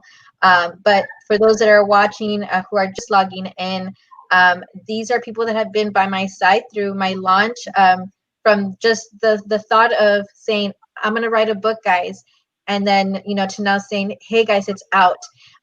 They have been there through that. So, the whole book has been a wonderful experience, and I can't wait to share it with everyone, and, what they all have played a role in this book. So welcome to those who are just joining in, and you're going to get to hear a little bit more about what my book is about. You'll get to hear a little bit about some of the chapters. And so again, thank you all for being here. Wonderful. So we will begin going down the line with Ana Garcia. If you can introduce yourself and just tell us a little bit about yourself. Well, hi, everyone. My name is Ana Garcia. I am a teacher, and I actually work in the same district as Christina. So I am so proud of her. I was in that group chat when she said, hey, I'm thinking about writing a book to motivate young girls. And I was like, yes, go in my house, but rooting for her. And knowing that, in our district, we have a lot of girls that have a low self-esteem, and the power of words, motivating them to achieve their goals and to become what they really want to become when they grow up. So I'm so excited to be here today. I am a fourth grade teacher, like I said right now, again. But yes, I'm very excited to be here today. Wonderful. And I see a familiar name, Jonathan Medina. If you would like to introduce yourself and give a little bit of background information. Hi, sure. Yes, my name again is Jonathan Medina. I'm a motivational speaker, so I'm very much interested in someone who has great messages, great stories, and one of my favorite things about Christina's book is how many stories that she shares about people of influence using the words to either lift her up or bring her down. And as soon as she read one of those stories to me early on in the process, I thought this is something that needs to go out to the world. It shouldn't just be kept in as something that helps her to be motivated on the inside herself, but should be something that teachers like Ana could use as a tool in the classroom to share that message, so that way young students, young ladies could have that hope and words that really bring out the best of them on the inside. Wonderful. And next, Mariel Sanchez, if you'd like to tell us a little bit about yourself as well. Hello, everyone. My name is Mariel Sanchez, and I'm so excited to be here. I am a good friend of Christina, but not only that, I am also a case manager. I'm also like pursuing a degree in clinical mental health counseling. So definitely, I guess when, Christina came about that she's, writing the book of Power of Words, I was like, yes, this is exactly what, individuals, young girls, anybody really needs to read and needs to understand that there is power in our words. And words can either make us, they could break us. You can launch people into a good, their destiny, or you can hold them back. And so I'm just so excited to be here, excited to share more of what this has been about. I think a dream that's, hidden inside your heart, to see it come to life, to see it, actually be something is amazing. And so I know Christina knows this, but I'm just here cheering for her. And I'm just so excited to, continue to talk about that process. Wonderful. And I love that you're pursuing in a degree in that mental health counseling. Best of luck. Amazing. That's wonderful. And finally, Tania Robles, if you'd like to introduce yourself and tell us a little bit about yourself. Hi, everyone. I'm Tania Robles, and I'm also a teacher. I'm a high school teacher, and I work also in the same district with Christina. And I'm just so happy and proud to be here supporting her. So I'm very happy with the book that she's, coming out with, because it is, like everybody else said, the words that we say are important, especially for young girls. Like, as a high school teacher, I see how words impact these girls every single day, and how we need to, now that everything's virtual, we need to encourage them even more. And so our words are going to be more impactful because we're not going to have that personal connection to them anymore. So I'm just happy to be here to support Christina in anything she needs. Wonderful. So, coming up on the first question, this kind of already ties back a little bit to your introductions, but there's room to give a little bit more detail, really get into maybe possible stories of how did you all come to join this launch team? I know, Ana, you said there was that first initial group chat where, the idea kind of was brought and it bloomed from there. But, when you were asked to join, or if it was just an idea floating around, when did it really become something that you said, you know what, yes, I will be here, I will help, this is something I want to support? And if you had any of your own, maybe like information or skills that you thought you could contribute, and just, the story of how you came to follow along with Christina, supporting her on this journey. And we can start with Ana to answer the question. Yes, like I mentioned, it all started with the group chat. And when Christina brought this idea, I was really excited about it, because my passion for teaching begins by wanting to inspire young girls, young minds, not just girls, but also boys at a young age, so that when building that foundation and letting them know that they can achieve anything. I know in my class, I always tell them, sí se puede, es fácil y lo voy a lograr. It's like, yes, we can do it. It's going to be easy and we're going to accomplish it. And I say it all the time because I believe in the power of words. Words can make you. It is about the power of the mind, controlling that mind when those negative thoughts arise, because they always will come up, but we need to tackle them and battle them with the positive mindset. And we, as educators, we can influence our children. So when Christina said that, especially coming from the same district, I'm like, yes, cheering her on. I know in the chat, she would always write about, hey, is there a word that somebody has told you that was negative that you would like to share? How did it make you feel? And I remember when I read that message, I couldn't respond. I was born in Reynosa, so coming to the United States just in 5th grade, I started at La Jolla ISD. So a lot of the English students would tell me like, oh, she's the Mexican student. She doesn't know English, right? So always having that mentality of I can't, that word. And when she asked that question on the chat, that's what I was thinking coming to mind. I didn't get to share it because I was so emotional about it, just remembering those thoughts. But I know a lot of our peers started contributing. So like I said, I was just supporting her through prayer and saying like, God, like you're going to do something through this book. Like she mentioned earlier, even if it touches one person, which I know it will, because I started reading the beginning of the introduction, and then also the negative words that we all have in our mind at one point or another. And I haven't finished it because I barely bought it today, but I will finish it before today so I can get to that positive word mindset to start building the self-esteem, not just for me, but for others, for my little students, my little girls in 4th grade, my little boys in 4th grade that have that mentality of they can't. But yes, that's how it all started. I love that. And I love that you also touched on, sometimes even the words are internal, and we can't help it. Sometimes those barriers do build within ourselves, but it's important to always reflect and turn those words into power to push forward and keep going. And that's really beautiful. And Jonathan Medina, next up, same question, just joining this launch team, maybe was there a story behind how you got involved? And also along the way, did you have your own, background or skill set that you could really use to help support this project? Yes, absolutely. I think early on in the process, I got to be one of the people who read the journal, or Christina told me the story, but I can specifically remember her telling me the story of the teacher. You'll as soon as you get into the book, it's part of the introduction. She tells a story of a teacher that says a word that really affected her, not just in that moment, not just that day, not just that year, but it was something that lingered inside of her for a long, long time. And part of my work is I go and I travel and I motivate students across the country.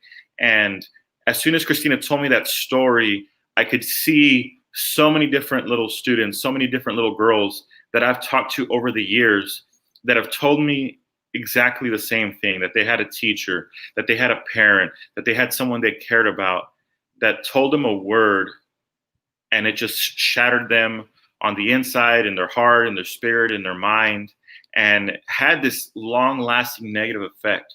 And so as soon as I heard that, I remember when I read it, trying to hide my watery eyes because I got emotional hearing Christina tell it or reading it.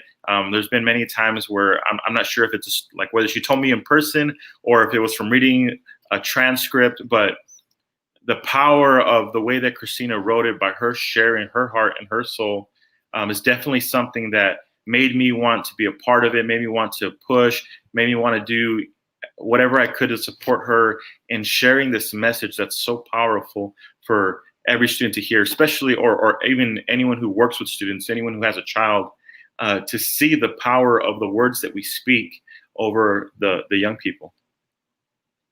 Wonderful. And I think that that's always something that's sort of interesting and kind of unique about words that, we all have our different experiences with them, but it could be that exact same word that kind of, does the little crumple to us in the exact same way, even though it was different background, even though it was a different experience.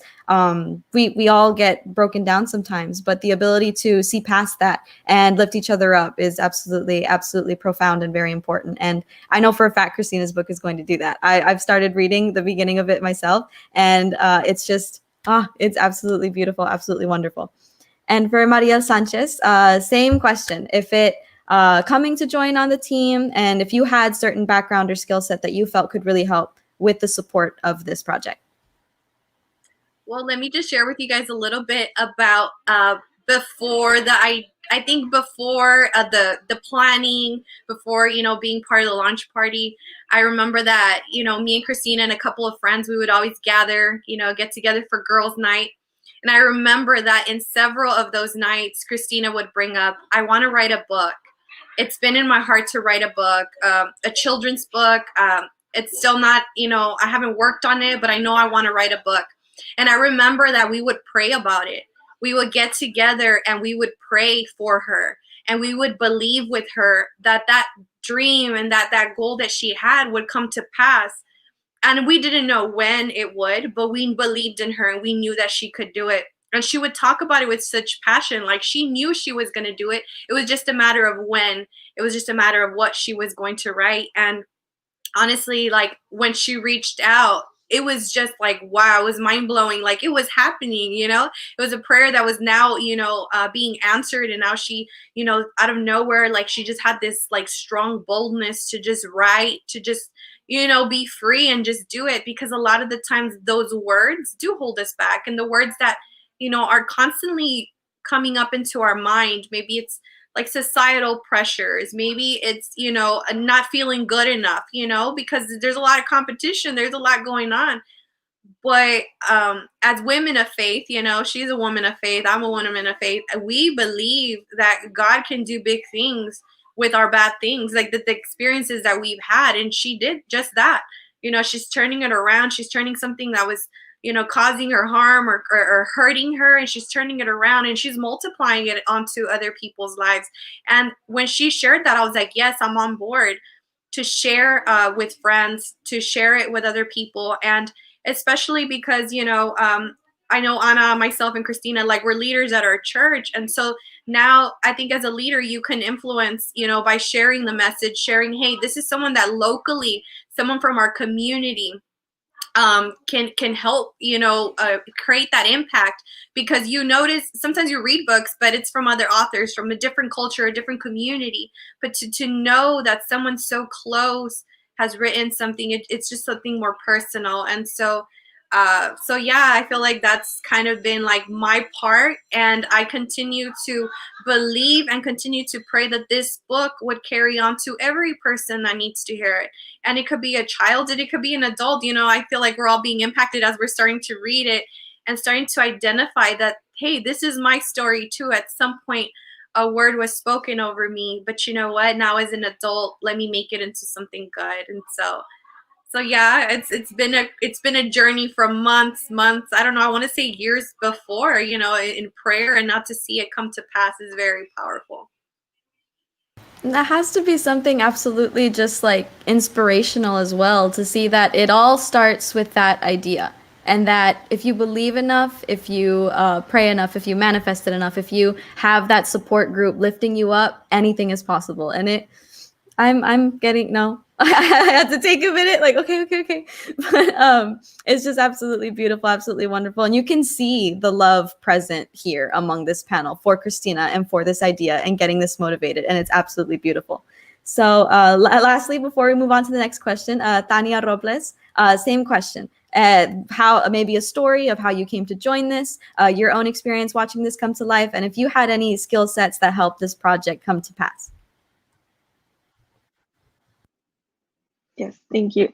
Okay, well, Christina and I met a year ago with Junior League because we just have this passion to help our communities. So when she asked and she mentioned her book and the launch team, I was like, of course I'm going to join. Of course I want to support her. The message behind it is beautiful. It's amazing. It's inspiring. And it's exactly what we want to do, which is improve our communities, heal. I think it's an important word right now, healing from all the pain we've been suffering, especially this year. Everybody has, you know, been impacted by that. So I was, of course, going to join this team. And I was really happy when she asked. And I was trying to do everything I can to support her and, you know, learn from the words she has to say, the power of words, how they impact us, and how can I, you know, put this into my life? How can I implement this, you know, every day in my life and leave those words that are in my head behind that are negative and change them into positive words? Because, you know, I do want to help my students and I want to help the people in my community and my family. But if I have those negative words impacting me, then I can't do that. So, you know, I'm trying to as well implement the words from her book in my life. And I think that, you know, we're going to get through this, you know, and heal once we read her book. I want to finish it, you know, and keep reading it and see how can I change it and implement this to my family, like my sisters, you know, our families all need to heal as well. And how can I teach my students the power of words, the things that they say, but also to themselves, not just, what they hear and say to others, but what do we say to our own selves, in our heads, in our hearts, and are we believing these words? And as a reading teacher, I love books, and I want to support all of our local writers and authors. So that's why I decided to join and help Christina. Wonderful. And that actually kind of ties into the next question, because we have about 10 minutes left to go. So this one will be a sort of double question involving just first and foremost, the power of words has an incredible message. That's been said over and over, and it's very evident in all of these explanations as we talk about this journey. So how do you all feel that this message is important in today's society? I know we have teachers here. I know we have a motivational speaker here. We have a degree-seeking, mental health student here.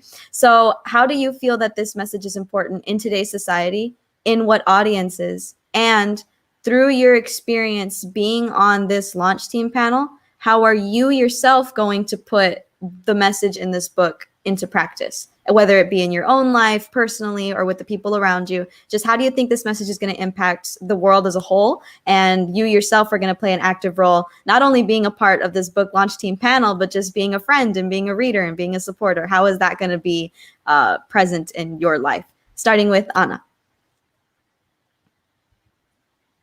Yes, so I love the idea that Christina put in this book, the power of words. We all have that battlefield of the mind, that having to take those words captive and align them with the word of God says about us, how we're wonderfully and beautifully made. And so I think that's what Christina is doing in this book. The audiences that it will impact, I think, like Mariel said, everybody. Boys, girls, even adults. We all, like right now, we have seen the cases of mental health rising because of the quarantine. So it's important for those people that don't have somebody in their lives to have this book, to have Christina as they're reading, knowing that those are just words that people will come and tell you, but you don't have to believe them. You can accomplish everything that you want, and turning those words for something good, turning them around and something positive, uplifting your spirit, and knowing that you're not what people say, but what you think of yourself, what God thinks of you, because He created us. So as a teacher, I get to take, as I'm reading this book, and just take what I'm learning and bring it to my children, to my students, to remind them that, people are going to tell you that you cannot do things, that you're not enough. People are going to tell you that you're useless. I started reading the beginning of the book, but those were some of the words that she was talking about. But that is not true. You're not useless. You are enough. You are worthy. So just reminding the opportunity that God gives me as a teacher to impact my little minds, and to start building that foundation from right now, from fourth grade. So when they get to high school, their self-esteem will be very high, and they're going to have self-confidence in who they are. So great job, Christina. I'm really excited for all the lives that will be transformed through the power of your words in that book, and your stories that we can all relate to. Thank you, Ana. Beautiful. And now, same question to Jonathan. Just how do you think this message will impact society as a whole, and how will you be a proponent, being a part of this team and being a believer in the cause? Absolutely. First of all, I want to say that it's like the perfect timing. It's absolutely needed. We have teachers here on this panel, but I did an unofficial poll earlier this year. So I'm a sociology major, so all the people that know sociology, it's not a real sociological poll or anything like that. But I did an unofficial poll on my social media, on Facebook, on Instagram, and over and over and over, the response that I got from all parties involved, whether it be the students, parents, educators, over and over and over, I heard the message that students were feeling discouraged, that they were really distracted, even depressed. I spoke with a local expert, and she told me how this would qualify as trauma, everything that's gone on this year on multiple levels. So the kids are experiencing trauma because of COVID happening and everything getting shut down.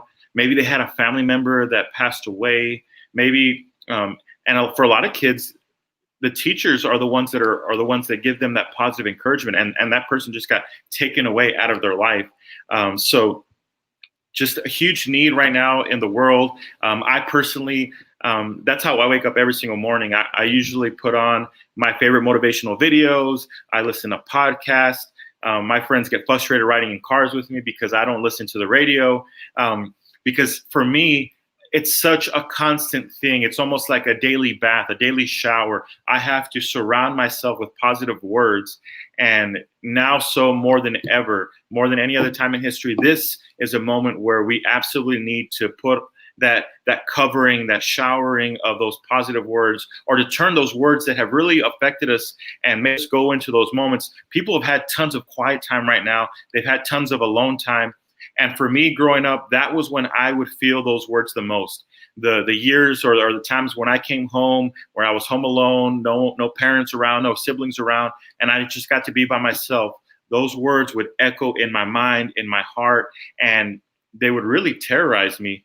And so right now, in a moment where we're forced to be that way, we're forced to not have the interaction with other people, I'm sure there's tons of students, there's tons of parents, people listening right now who maybe, I'm sure just even thinking about this topic, I'm sure those that are watching have thought about words or ways that people have had both a negative and a positive influence on them. So if there's a challenge that I would give out there, is that it's so important right now that we learn to master the power of our words and use it to not create more darkness in this world, but to actually take out the darkness and give light. And so I'm so proud of Christina. I'm so honored to be part of this process. And I'm thankful for all the support that she's had, because she has a heart of gold. I see her and all the work that she puts in with her students, the way she helps the other teachers and pushes them to go above and beyond. She's that golden teacher that we could put and say, look at this person. We could follow her example. And so she's absolutely wonderful. And I'm so grateful and honored to be a part of this.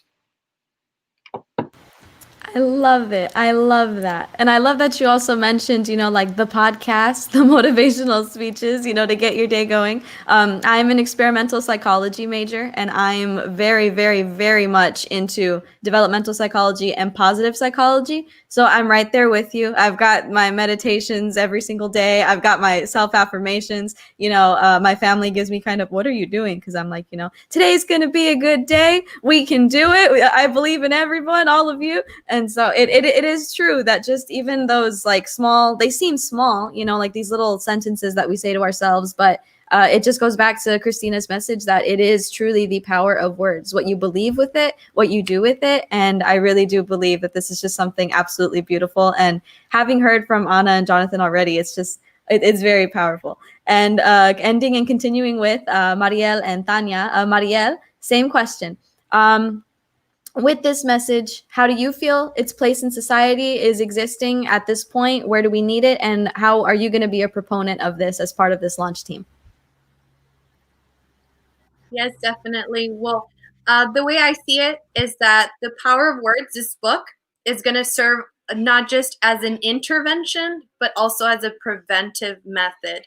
It's going to be something that a teacher can use, a motivational speaker can use, a counselor, especially because we're in the field where we're doing a lot of the healing, where we're doing a lot of the teaching, where we're constructing minds, where we're working, with people's emotions and feelings, kind of like a little bit of the heart part of the person, the mind. And I believe that what this book is going to do is going to prevent, from kids believing, if you could read this to kids at an early age, you can teach them about the importance of words. What is it that they speak? What is it that they're listening? And to mold them and to shape them into blocking those words and to speak to someone, when they are feeling down, or someone who put them down, or bullying and so forth, right? Because bullying comes in many ways. Unfortunately, sometimes the adults that we trust our kids with end up hurting them, right? And it's not about shielding and just protecting, individuals from never experiencing these things, but it's about teaching them to use it for good. And then I believe that there's the intervention part. So this is something that could come in once maybe the damage has already occurred. And so personally, I think we've all heard of the quote, "Be the change that you wish to see in the world." And that more than ever, I think all of us, especially as professionals or, in our careers, we want to make the most change that we can. And I think that it starts with that desire. And I feel like now, Christina's given us a tool, because this is something that's now personal to us. Now it's like, hey, I have a friend that she went through the same thing and she wrote a book. Not only did she say, I don't want to believe those words, but she did something about it. And I believe that that's how you truly impact people. When you overcome and you show that you use, that pain to birth something good, So I definitely believe that for myself, as a counselor, I want to first read it, apply it, and then eventually, introduce this to maybe some of the clients that I work with in the future. And just being able to share this to many people. We encounter people all the time, and especially children. I believe that if we can get them at an early age, it would just be better, right? And we can make that much of an impact. And sometimes when we think of impact, we think of the whole world. But if you change one world, you've already made a difference. And so I believe that Christina has done that, through this book. And so yeah, I'm excited for more people to read it. I'm excited to read all of it and just grow from it. Beautiful. And I think it just goes to show how powerful this book is, and it is going to be if, it's day one and it's already being, talk about, we'll use this as a preventative intervention foundation. That just really goes to show the big, broad light that this book is going to cast. And that's really amazing. And finally, we conclude the last question with Tanya. Again, with this book's incredible message, how do you think this is going to impact society? What audiences is it going to reach? And how would you like to be a proponent in spreading this message? Okay, yes. So I'm actually getting my master's degree in special education. And one of the things I'm learning right now is how words create cultural biases. So, in special education, certain words have been changed in legislation because the cultural bias has been created. And people have this idea of people based on words. So I think right now it's important because we need to understand how powerful words can be, how they can change society, how they can influence our own biases, our own cultural biases, and look within our own culture and see, okay, well, we need to change this, and maybe words are attached to this, to the problem, and more than it's always attached. Words are always attached to the problem because, again, they create that stigma. And I think what this book is going to help us do is become advocates for children in our lives, for other people, for marginalized people. And I'm very happy that someone here in our community decided to come up with this book that's going to change the lives of everyone. And we just all read it, I think we can really improve our own social biases and become better people. Wonderful. And that, I think, is probably one of the biggest hurdles to overcome, is not only like the power of words in ourselves, but when those words create those biases, that it gets tricky and it gets difficult, especially when they're at such a grand level that you think, how are we ever supposed to overcome something like that if it's so prevalent, if it's so well known? But again, it starts with that one person. And as everyone has been saying, if this book can impact one life, 2, 3, 4, a million, the world, it's going to be, this is definitely going to be something that's going to impact people. It already has, even with us, just beginning that first paragraph, those first few words, it's already making an impact. This is going to be something truly beautiful and truly amazing. And I would like to thank all of you all here for joining us on this panel. Christina, the author, amazing, beautiful. This is truly gonna be something special. It is something special. And I thank you for your time being here on this panel. Ana, Jonathan, Mariel, Tanya, thank you for being here, answering these questions. And I know I've said it before, but the absolute love and support that you have for Christina and for this project is very, very evident. And I thank you for allowing me to ask you these questions, for you all to be answering wholeheartedly. It's truly been a lot of fun. It's truly been something amazing. And for everyone joining us on Facebook, I've been watching the comments as they come and scroll by, and it's thank you all for joining us. Thank you all for being here, for listening.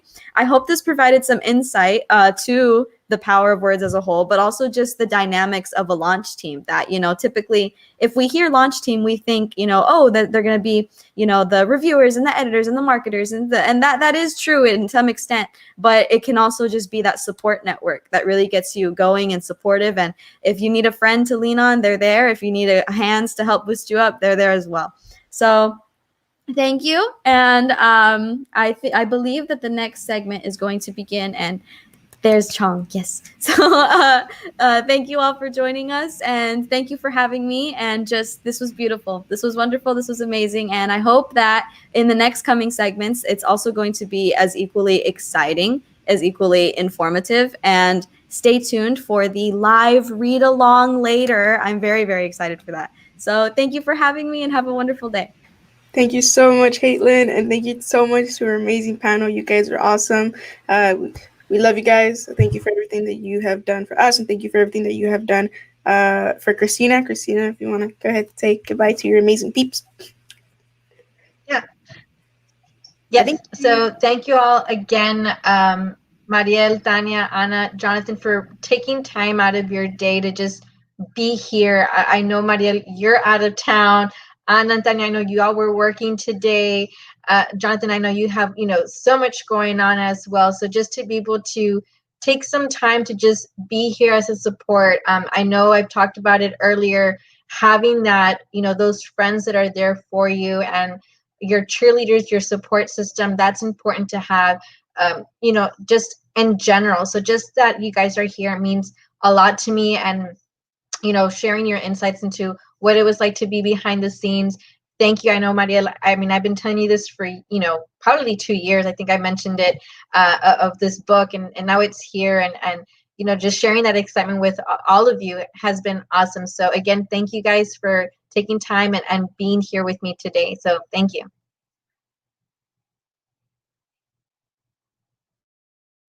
With that, we say goodbye to our amazing panel.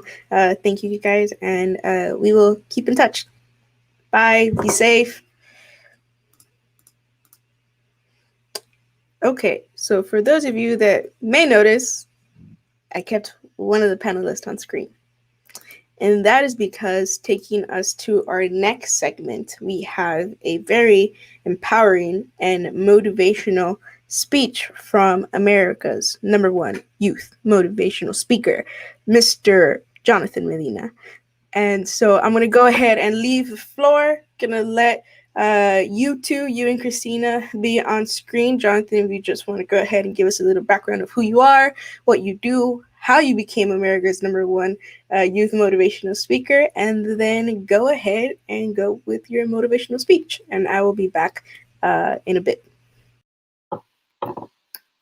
Awesome. Well, thank you so much. I really appreciate being here. Again, Christina, I'm so honored that you would allow me to be a part of this, that you would allow me to help with the messaging. It's so important. It's so wonderful. And thank you all for putting this on, the launch team to go and help this message to go carry on even more.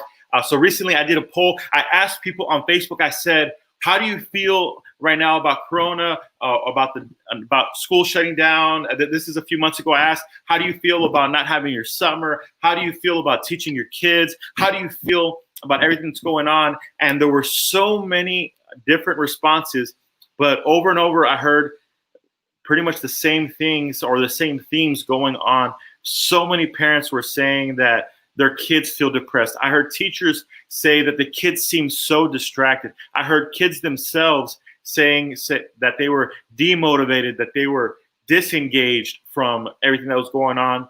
And for me, one of the big things that I believe in is that we have to have motivation. We have to have belief that things are going to get better.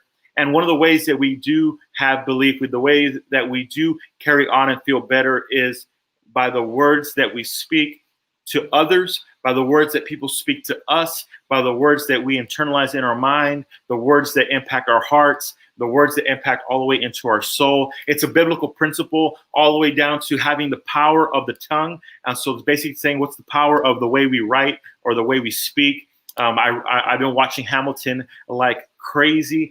Those of you, if there's any Hamilton fans out there, if y'all could put in the chat that you loved the movie or the play Hamilton. I've been watching it, and the one gentleman, he said that he doesn't want, or Hamilton, he's the main character, right? He's saying how he doesn't want to lose his shot. That's one of the first songs. I'm not going to lose my shot.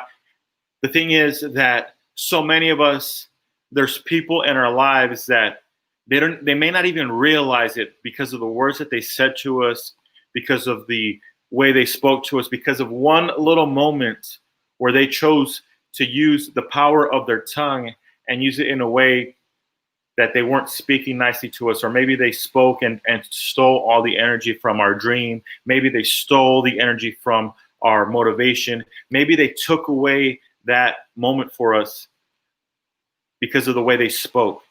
One of my favorite, I love how Christina, she right away, right into the introduction of the book, she tells a story about one teacher who had significant impact in her life. I'm sure that there's many people that are watching right now. You're probably a teacher. So if you're a teacher, go ahead and type in the chat, put where you are, where you teach, what grade you teach, because this teacher had impact in Christina's life. This teacher left impact. Christina never forgot this teacher. And I know that's many of the goals of so many teachers, so many coaches. I interact with so many coaches, teachers all across the country as I go and I speak everywhere. And most of them have the same goal. They want to have an impact on the students that they work with. They want to have an impact on the people that they're teaching. They want to have an impact. A few years ago, I was at this one graduation, and I was a guest speaker at this graduation. I'd spoken earlier in the year, and the seniors, they wanted me to come back and give a speech for graduation. And so I'm getting ready to give the speech. And right before I go on, they give this award to the teacher that had the most positive impact on their life. They had never done this. This was not a part of the normal graduation of the school district. But these students said, no, this one teacher has had such a big impact. We need everyone in the community to know. And so if you're a teacher out there, you probably want to have an impact on your students. Unfortunately for Christina, it wasn't a moment where she's going to go give an award at graduation to that teacher. It was a moment that Christina never forgot, impacted her life for many years, but for her, she had the teacher that said something negative.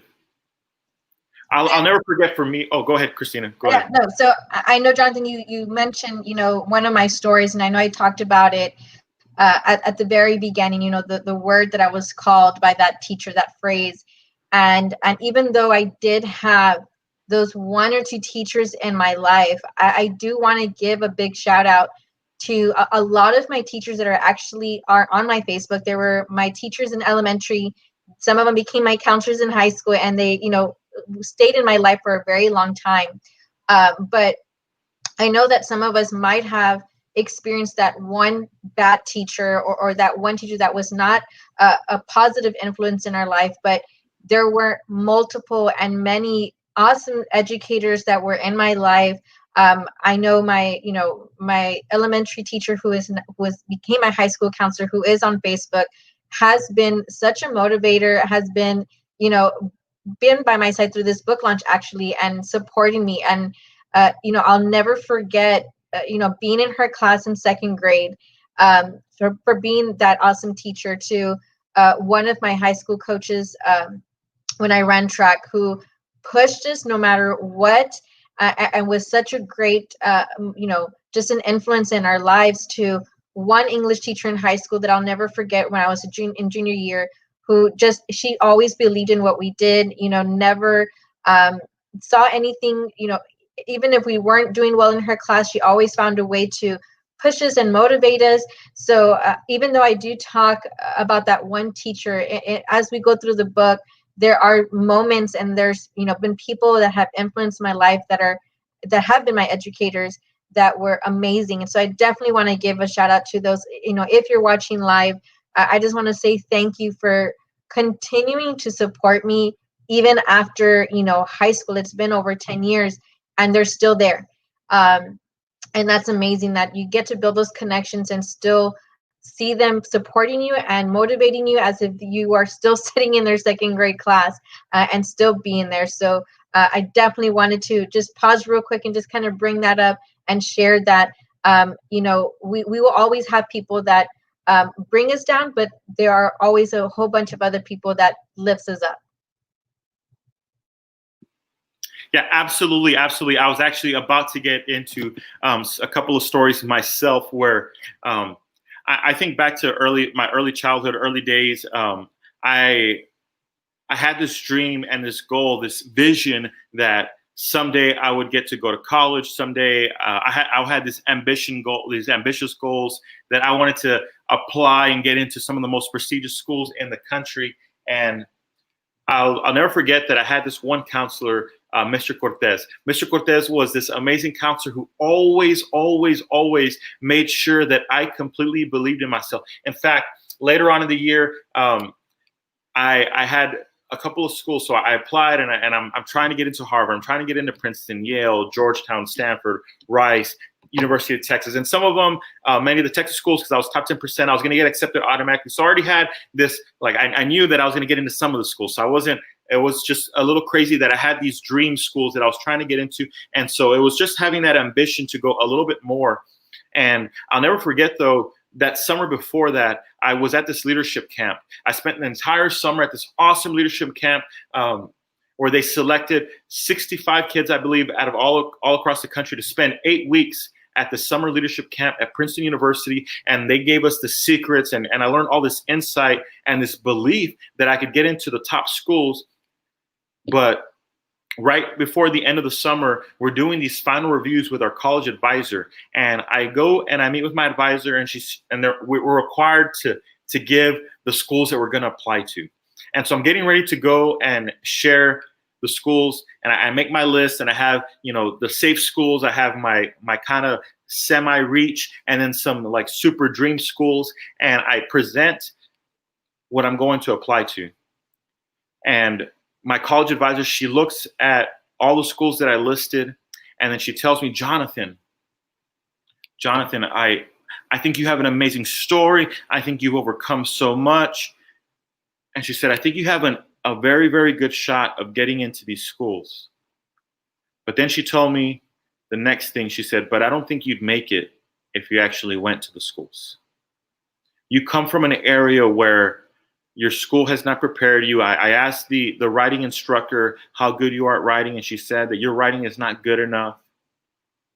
And she actually told me that I was the worst writer out of all the kids that had been selected for this leadership camp.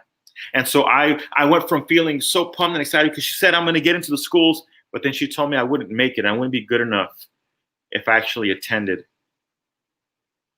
And I remember going to my room that night, and I cried all night long. I couldn't go to sleep. I remember praying and wondering why God would have me go to this camp where I suddenly felt like the dumb jock. I had seen it on TV. I'd seen it in movies. But at my high school, it was such a small high school that all the top 10% kids were also all the athletes. So there was no differentiating between the quote unquote jock versus the nerd. And so for the first time in my life, I suddenly feel like this dumb jock. I feel like I'm not good enough. I feel like I can't do it, all because of just a couple of words that she said. I go into my senior year and I start applying to all these schools, and I start to get some denial letters and some exit letters. And right as I'm getting ready to make my decision on where I'm going to go to college, I'm still so nervous and so afraid, all because this one college advisor at this great leadership camp told me that I might not be able to make it if I actually choose to go. I might end up failing. I might not do well in school. And so I remember feeling so nervous, and I had this dream, this goal, this vision, but it just felt like it was deflating, all because of a couple of words that she told me. But then I had Mr. Cortez. Mr. Cortez became my hero. He became the person that changed my life, all because Mr. Cortez would not allow me to not have belief. Mr. Cortez would not allow me to not have faith. He would push me to apply to schools. He would push me to apply to scholarships. And he always told me, Jonathan, you're going to get it. In fact, other kids would make fun of me because he believed in me so much. They would make it seem like I was just a goody two-shoe or something, like, oh, why does he believe in you so much? But his belief, his words of encouragement, the power of his words completely changed my life. And so I chose to apply to schools. I chose to actually attend the schools. I chose to be the kind of person that would go out there. And there was definitely times where it seemed like I was not a good enough writer. But luckily, I had those wonderful teachers during, each teacher gave me little tip after little tip. And I was able to go on to the university. But I bring that up because it was just one conversation that college advisor had, but she almost was able to take away my dream and goal. And she gave me wonderful tips. So it was just one conversation that I'm talking about. She was an amazing advisor the rest of the time, but it was in this one conversation, and I'm sure she didn't even realize that little bit of disbelief that she had in me in that one conversation almost took away my dreams and goals. And so I've gotten to go speak at many places, and many people would also say that Mr. Cortez was amazing. He was an amazing leader. And so he shared those powerful words. But, maybe you're not someone who's out there, and maybe you're not someone who works with kids or works with students, or maybe you don't have your own children yet, but there's still the person that you see, the people that you love and support. And you have to be aware that the words that you speak could either raise someone up or they can also bring them down. And so it's so important. I know Christina did this one thing where she had, we were in a Facebook group, and she asked us if there was a word or anything that someone ever said to us that really brought us down. And it was so crazy to me that even just thinking about that word, I was having a day where I was feeling really good. But just to think about that conversation made me, I felt that same pain. I felt that same nervousness. Just thinking about that one conversation where someone had these words that really affected me. And so I'm sure you don't want to have a negative effect on the people around you. I'm sure you want to have positive, but it's all about changing those words. What are the words that we're going to change? And so, I've been watching the news, and there's all kinds of stuff that goes on. And, kids are feeling, like I said, depressed or feeling deflated. We have entire groups of people that are feeling depressed and deflated. But it's all the way we look at the things inside of us. Are we going to change? I love one of the things about Christina's book is that she's able to change the words that affected her. Christina, can you share a little bit about how you were able to change the words? Could you share the word that one teacher said negatively, and then how other words have helped you to change your thinking to where now you're super successful? You have a book, you're in your PhD right now, you go and you help and inspire and help students get to college, be college career ready. Christina, can you share how you've helped to make that change? Definitely. So I know it, and I've kind of, throughout this event that we've been having here, I know I've talked a little bit here and there of, the negative words, right? What has affected me and how I've found ways to kind of change that. And I'll go back to what we talked about earlier in the journal, that I was literally kind of arguing with myself when I was thinking of all those negative words when people would say, oh, you're dumb. And I would think to myself, no, I'm not, I am smart, or, oh, you're not good enough. And I would tell myself, but why not, or being told you're not worthy, or or you're weird for doing this, or you're weird for doing that, or oh, that's crazy. And I actually had a conversation with one of my old professors, and she mentioned that people would tell her the same thing, that's crazy. And she's like, yeah, I'm crazy for doing this stuff. I'm crazy awesome. Why not?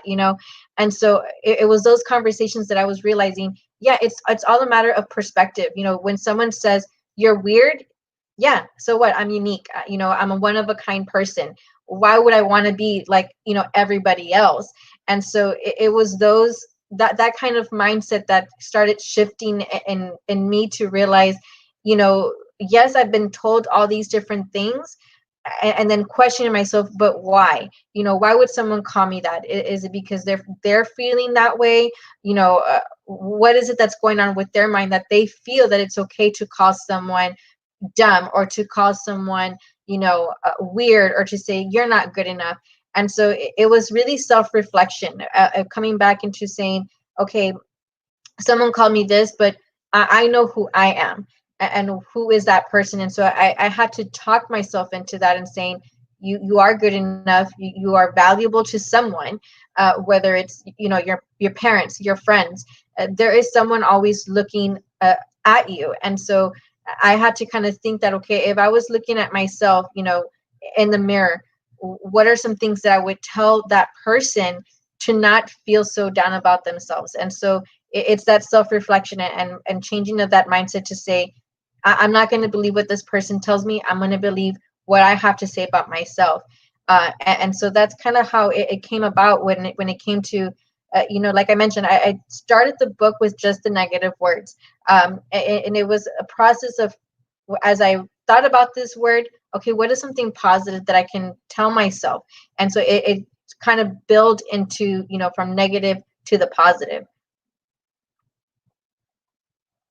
Absolutely. Thank you so much. That was awesome. And I love that, like you taking the power, words have incredible power, and the way we speak to people has incredible power. The way people speak to us has incredible power. But at the end of the day, if you personally control the words and how they affect you, you personally control how much you're going to take in those negative things that we're going to tell ourselves. One of my favorite moments leaving a school one day, I just given this message, and I make every kid at the very end, I make them scream this thing. I make them all say, I am a champion. And I'll even do it later here today. But after every speech, I have everyone say, I am a champion, because there's so many students, there's so many people out there that they haven't programmed themselves to say it to themselves. I don't need my mom to say that I'm a champion. I don't need my dad to say that I'm a champion. I don't need my coach to say that I'm a champion. I don't need, and I'm not saying it in that millennial way that we're all winners, but I'm saying it specifically in a way where you have to believe that you can actually go and accomplish your dreams and goals. Because if you don't have the belief, you're not going to do all the things that you need in order to accomplish it. So one of the things that I always tell people is we have to pay attention to the way we describe the problems or things that are going on in life. Are we speaking to people and saying that they have no hope, that the system is against them, that they're never going to do it, and no way of it happening? Or do we say you're not enough? That I didn't share the full story of that one advisor. She told me, she said, Jonathan, I don't think you're ready to go to those colleges right now. She suggested that I take a 5th year. So she was showing me one way that maybe right now I'm not ready, but I can become ready. Maybe right now, the school that I went to, she felt lacked the resources, lacked the ability to get me prepared for a top school, but she showed me different ways where I can become ready. Resourcefulness. So it's not just the lack of resources, but if we were to change it, that same word, resources, to changing it to resourcefulness.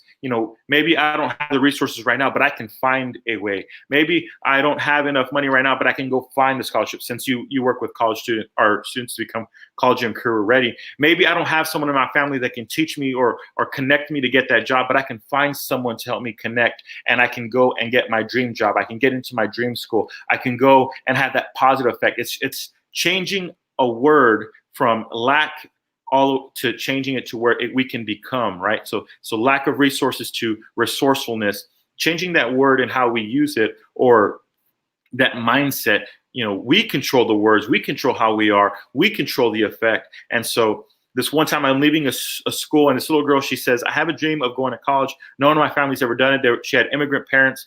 But she told me the reason that she thought she might not accomplish her dream was because what the other kids told her. She was getting bullied by a lot of kids, and so she didn't know if she could go to college because of the bullies. As I go and I speak across the country, I speak to so many students who tell me that they've never had someone that believed in them. They've never had someone tell them they could accomplish their dreams. They've never had someone tell them or believe in them. And so those of you that have students that you influence, we all have influence. So we're all going to have an impact. We're going to influence the people, but maybe they're not young children that you're influencing, but we all have influence. Are we going to go and be that positive influence? Are we going to go and give light into the world instead of giving out darkness? And then finally, for ourselves, are we going to be the kind of people that shares positivity? Are we going to kind of be the kind of people that holds on to the powerful things inside of us, and we become a champion? And so I'm going to ask everyone to do it right now. If you're back home, you're going to see me and Christina. So Christina's going to do it too. She's going to put a number 1 up in the air. But we're going to raise it up nice and high, all the way up in the air. So now Christina is no longer going to be showing her finger. You're going to see her wonderful armpits. But we're both going to yell as loud as we can. We're both going to scream and yell, say, I am a champion on the count of 3. 1, 2, 3. I am a champion. I am a champion. 1, 2, 3. Say it again. I am a champion. I am a champion. And that's so wonderful. So those of you at home, even if it's awkward, even if it's weird, I don't care where you are. I don't care how you're listening. I want everyone out there to say, I am a champion. Type it in the chat. Share this message. Share Christina's book, because this book has a powerful message to go and help people to understand the power of the words that they speak onto other people, as well as the power to speak those words in your own personal mind, in your own personal heart, in your own personal soul. Christina is a huge, huge champion. She does this for kids. She goes and she helps them to become college and career ready. I've gotten to know her personally on a really high level, and she has a heart of gold. So Christina, thank you for sharing your message. Thank you for sharing your heart. And thank you for sharing the power of words. Thank you, Jonathan. Thank you for being here and sharing your message and sharing your story. That was awesome. I low-key would, right when you said it, I even stood up and I did it myself. That is so awesome.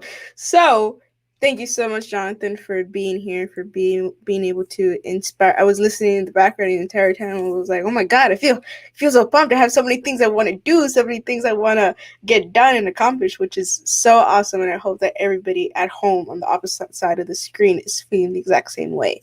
Real quick announcement for taking advantage is that I have Jonathan here. You may or may not see an announcement in a few days about a possible new author with a new book that we are going to be launching very, very soon in September. So stay tuned for that. We're very, very excited. And once again, Jonathan, thank you so much. We really, really appreciate it. Wow. I don't know how you do it. That was a lot. I feel so inspired, though. Okay, so on that note, now that we're super pumped, we feel we are champions, we know what we want to do, we know what we want to accomplish, we're going to move on to the nitty-gritty of Christina. So we are going to be doing a small little author interview. I have some predetermined questions that I'm going to be asking you, but anybody that's watching this live, if you guys have a question, we can turn this into a little Q&A. If any of you guys have a question that you want to ask her about her book, about her process, about anything having to do with her book or how she gets inspired, anything like that, about the meaning of the book, specifications about the book, drop it in the comment section, down below on the live, and we can see your comments and see if we have any questions from the audience. But until that happens, I'm going to go ahead and start with the questions that I have for you. Are you ready? I'm ready. Okay, so my very first question is, who is Christina? Well, I am an educator. One, I like to mention that a lot because I feel that is a big part of my life is making those connections with all of my students, and I've been doing that for almost 10 years. And another big part of me that I like to always share is I am a woman of faith, and I like to believe that everything that I have gone through in life has all been for a purpose, has all been for a reason. God has placed people in my life for different seasons to learn, to grow, and to find out who I am. And learn about who I truly am as well. And I like to say I do have, I love being there for people, whatever way that means, for others, whether it's just listening, having an open ear, having an open heart, and just being that person for others that have been, for example, my friends that have been there for me. I love being there for my friends as well, and just being a support for others, whether it's through just lifting them, just being there for them. And so I would say that's a lot about who I am, as far as, just I'm simple. I'm what you say, I guess what people say, basic or whatever that's supposed to mean. But I'm definitely big on just being there with my family. I'm a big homebody person, so I just love being home and just giving myself peace and just to be in the moment and take things into the moment and just enjoy life. That's a lot of who I am. Just, you know, being here for others and being here for my students. And you know that I'm a big giver. I love to give, whether it's, you know, a listening ear, a heart. I'm always, you know, available for those that need me, and I love doing that. I think that you know, I went to school for counseling, I went to school for education, and so uh, being able to hear my students and be there for my students, I couldn't imagine doing anything else in my life, to be honest. I love just being there for those, because I know when I was young, I wish I had that counselor or that teacher that I can always just go to, and so I love being that person for others. Definitely. And I guess kind of going into a bit more of your book, what is it that you, as an author, hope that young women, adults, anybody in a household or in a family, what do you hope that they take away after they finish reading your book? So when just writing this book, I know that I talk a lot about, you know, that I want this to reach young girls, middle school, high school, but I would definitely say this is also for adult women. You know, the experiences that I went through. I mean, I talk about experiences from when I was 10, 11 years old to practically 30. And I think there's a little bit of everything in there that someone can connect with and experience, you know, with relationships, with school, with friendships. And something that I want people to take away from this is that you are not alone. If you are going through a moment, whether it's with, you know, a relationship, a friendship, that if you feel stuck, if you feel, you know, I'm being dragged down, I'm being, you know, pushed to the side, or whatever, you know, feelings you're going through, that you know, you don't have to go through that alone. You can seek help. You can find someone that you know, it will help you out in some way or another. So just reading this, I hope that young or, you know, older, that when you read it, that you feel, hey, you know what, I'm not the only one, and it's okay. You know, learning that we make mistakes along the way, that's okay too. You know, I think the overall theme of this book, and I mentioned it several times, is that we live, we learn, we let go, and we grow. And that's a huge part of this, is that when I did write it, that I did go through these experiences, that I learned that, you know, what I went through in my life, whether it was, you know, that teacher calling me those words, or that relationship that told me I was not good enough, as I got older, I learned to let that go, and I learned to motivate myself, because like John said, you know, not all the time are we going to have that parent or that teacher or, you know, that friend that might motivate us. You know, sometimes we have to do that for ourselves. Yes, we might have those people around us that remind us every once in a while, but we need to be that reminder for ourselves on a daily basis. You know, every time you wake up in the morning, you got to tell yourself, today I'm going to, you know, I'm going to be awesome today, or I am awesome today. And actually believe it. So I hope that, you know, whoever reads this book really truly starts believing in themselves, and, you know, that whatever they're feeling or going through, that they learn to let it go, and learn to love themselves, and, you know, that it helps them in some way and empowers them some way, because that's the whole point of the book. It's just empowering yourself, even though it is a very you know, young girl or young woman type of book. This is really for anybody, you know, young men as well, that sometimes might feel, you know, defeated, or sometimes, you know, a lot of times we think, oh, you know, boys are good, they're, you know, they motivate themselves, you know, they don't have emotions, but they do. You know, they go through the same feelings that we do. People tell them, you know, things just the way they tell girls, hey, you're not good enough. You know, young men, just like young girls, need that motivation and that empowerment and that push. So I hope that that's what this book will help, you know, anyone that you know, is able to read it. That's so awesome. And kind of a bit of a follow up for that for the book. Um, why now? Why in the middle of a pandemic in 2020 of all times did you decide to because I know that the idea of the book has always been, something that's been, in the process and in the making for a while now. We were able to hear that from your launch team. But what is it that kind of just made you like click the switch and say, okay, I'm gonna start now. I'm gonna do this now. I'm gonna release it now. What is it that made you want to basically just release it during this time? So I know I talked about it, several times when the quarantine happened, when they said, everything is shut down, everyone needs to stay home. I was literally sitting in my kitchen and your thoughts kind of get to you, right? You start, you're there at home alone and you're just kind of sitting there and you start thinking of things.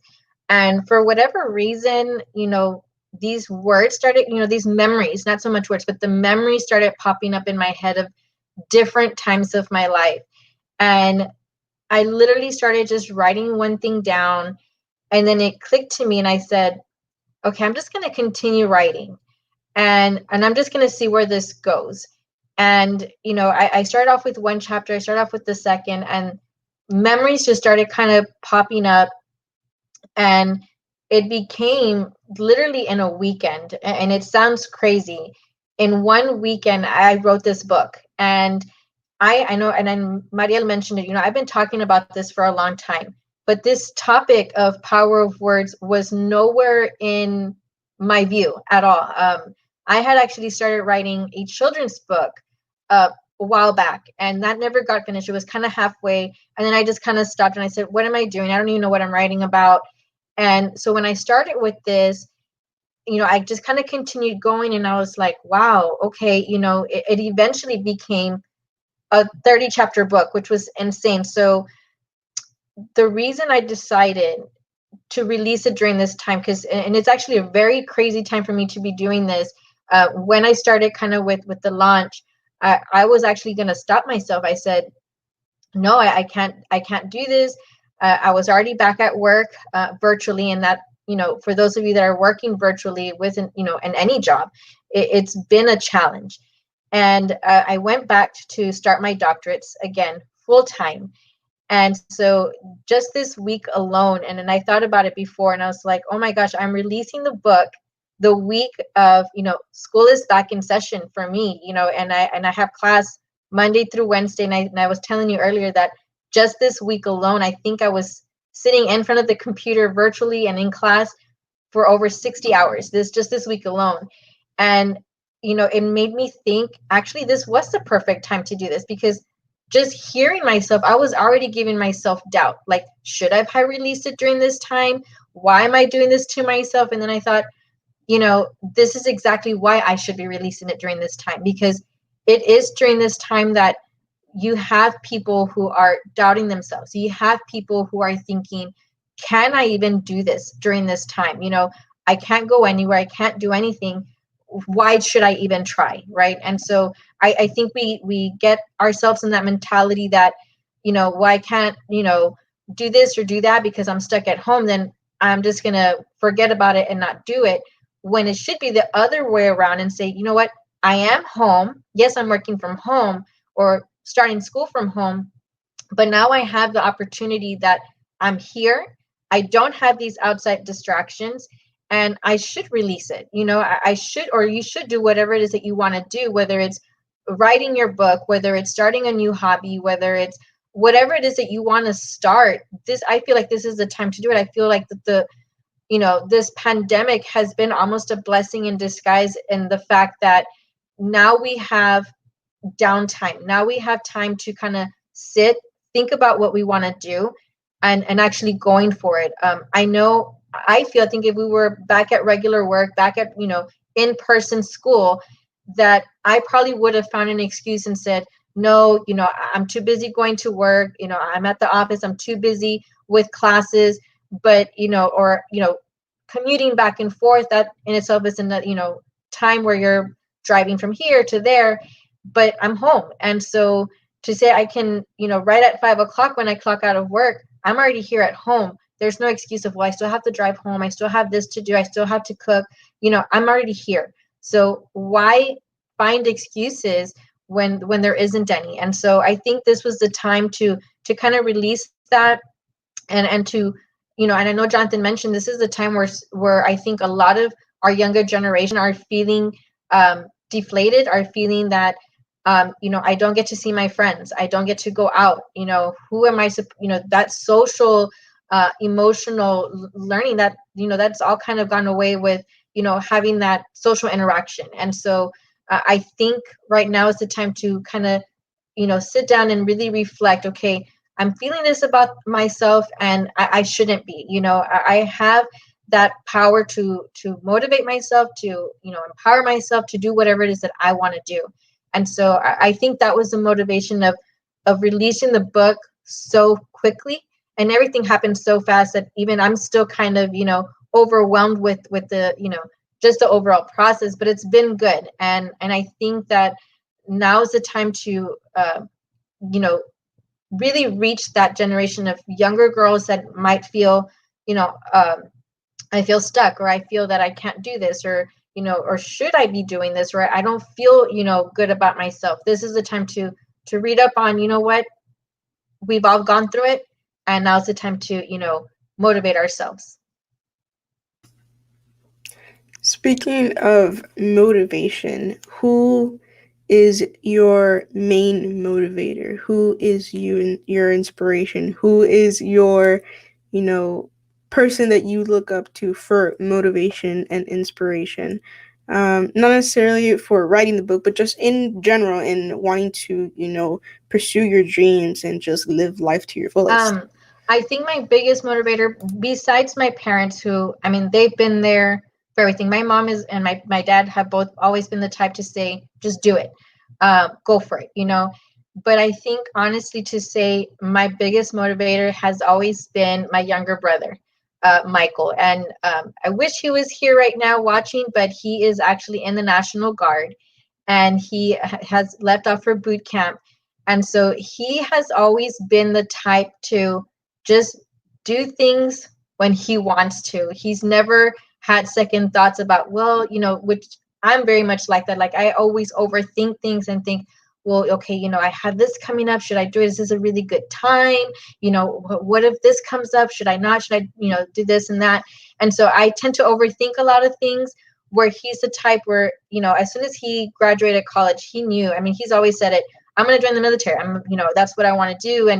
And he did it. He's a teacher, and he's also in the National Guard. So to him, it was like, well, why not? I can do it. I can sign up. Why not? So, he has definitely been that person in my life that I look up to, even though he's younger than I. We're about 8 years apart, but me and him are very, very close, and I feel we've always motivated each other. And I've seen him grow. He lived with me through his college career, and even in his career right now, that he's finally started his family. But before that, just seeing him, I was like, wow, looking back, I wish I would have done what he did. I was very much the type in college that was very lax. I was just like, well, as long as I get good grades, I'm okay. But he was never like that. He was always the type that, I have this needs to get done, and I need to study, and I need my time. I'm like, wow, he's very driven, always has been that way. And I think that comes from our dad, who's a very straightforward, driven person. This is going to get done, and it's going to get done. And so I definitely am learning from that, from my brother. And he's always been that motivator that, what, if I want to do it, why not? There's nothing holding us back to whatever it is that we want to do. Yeah, I feel that in the family, when it comes to siblings, the siblings are always polar opposites, and I feel that's always a good thing, because you can learn from each other's strengths and weaknesses. Your weakness may be their strength, and their weakness may be your strength. So with that, I feel like that's what builds an amazing relationship with siblings. I feel you. Me and my older brother are very, very polar opposites in some ways, but we're also very similar in other ways. And I feel that with that dynamic, we're able to kind of learn from each other, from our different experiences and our different knowledge and education and stuff like that. So that's awesome. Power to the brothers out there that inspire either their little sisters or their big sisters. I think that's awesome.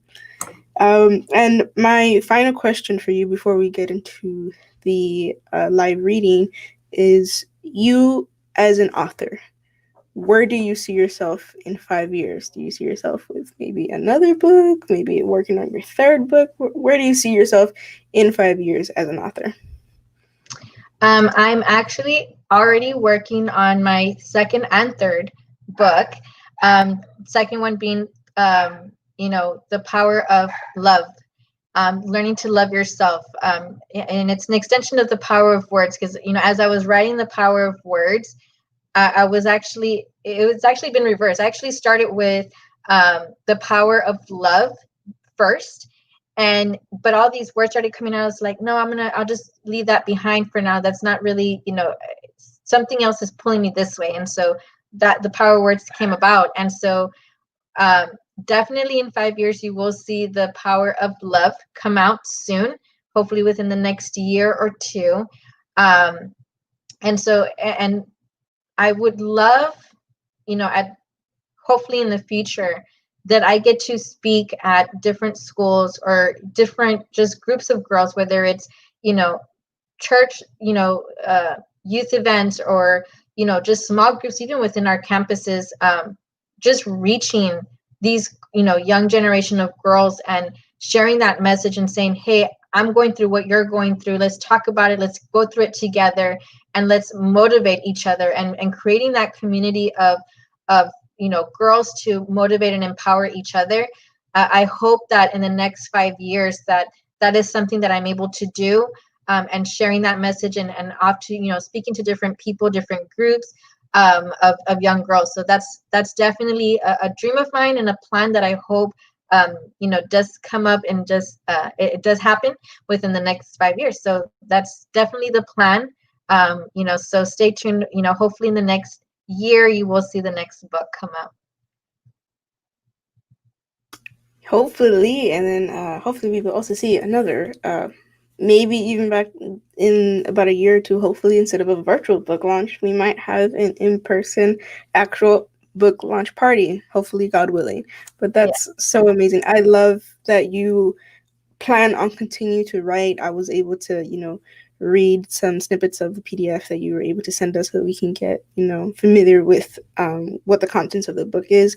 And I already know so many people that I'm going to buy the book for, to give to them, because this is something that the way that it's written so beautifully, in a way that if you're a teenager in middle school, if you're a high school student that's trying to adult, if you have already been an adult for so many years, this is something that you can connect with. And like you said, even if you're not a female, even if you're a boy, this is something that you can connect with, no matter what gender or what age you are, what your walk of life is, what your education level is. It touches base on things and situations that we have all gone through at some point of our life, which is something that I love, that it's geared towards women, but it's something that could be acknowledged, and something that could be digested by and put to real life by anybody, which I think it's awesome. And so with that is the last question that I have for you for the author interview. So we're going to go ahead and do a live reading of your book. Go ahead, pull these up. So for those of you that are watching this, we're going to be doing 2 chapters of her book. We're going to be doing, there's a part A and a part B. So she's going to be reading a section from part A and a section from part B. You can hear it. If you're driving and you're tuning in while you're driving, we don't want you to get distracted, so you can listen to it. Or if you're a person that likes to visually follow along with an audio hearing, which is something that I personally like to do, I have it up on screen for you guys as well. So I'm going to go ahead and come off, and Christina, go for it.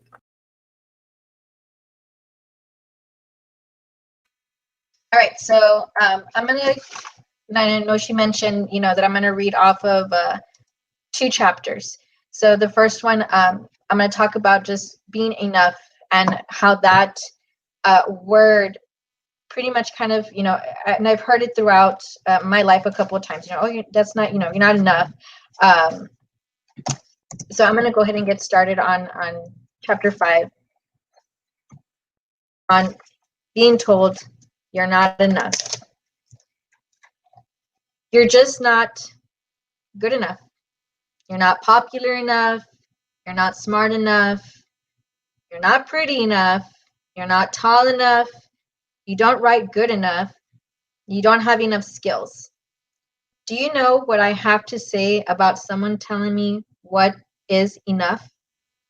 Enough is enough, and it is time for a change.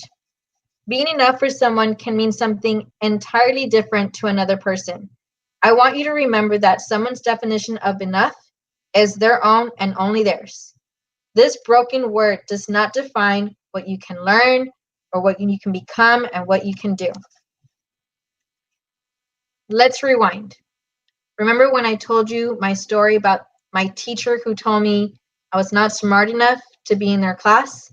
If you would have told me that at 14 years old, that I'd be standing in front of that teacher and say to myself, hey, don't worry, you're going to do great things. Yeah, I probably would have laughed and said, yeah, right.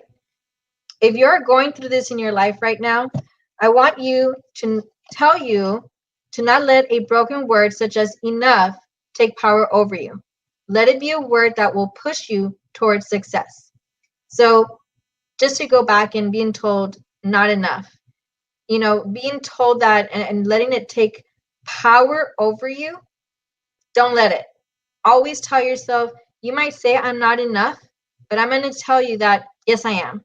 And I have, I'm valuable. Whether it's, you telling me you can't do it, or you're not smart enough, or, you're not pretty enough, or you're not tall enough. Sometimes, when we're in school, we want to join a team, or we want to be part of an organization. We want to be one part of, a specific group of friends, and they tell you, yeah, no, you're not good enough to be here. Well, that person is not finding your value. And so we need to let that go and understand that we are valuable. And so with that, I do want to go into the next chapter, which is chapter 18 of, knowing that who we are is valuable to someone. And even though you might not believe it in yourself and think, well, who values me? There's someone out there that does. And whether it's a parent, whether it's a friend, someone values, who you are and what you do. And so with that, I'm going to go ahead and just jump right into chapter 18. What does it mean to be valuable? If you describe something or someone as valuable, you mean that they are very useful and helpful. Every person in this world has value. Your life has value. Your purpose in this world has value. Whenever you feel you're not valued to others, they may not see what you have to offer. But don't let that distract you from the fact that you were born to have a purpose, and whatever that may be, it will be valuable to the right person. Imagine being told by your teacher, maybe your future boss, a college professor, that you have brought value into their classroom, into their company, into that university. Wouldn't that feel great? So as you figure out your passion, as we talked about earlier, use that to bring value into other people's lives. You never know who will you come across that will find your uniqueness and passions valuable.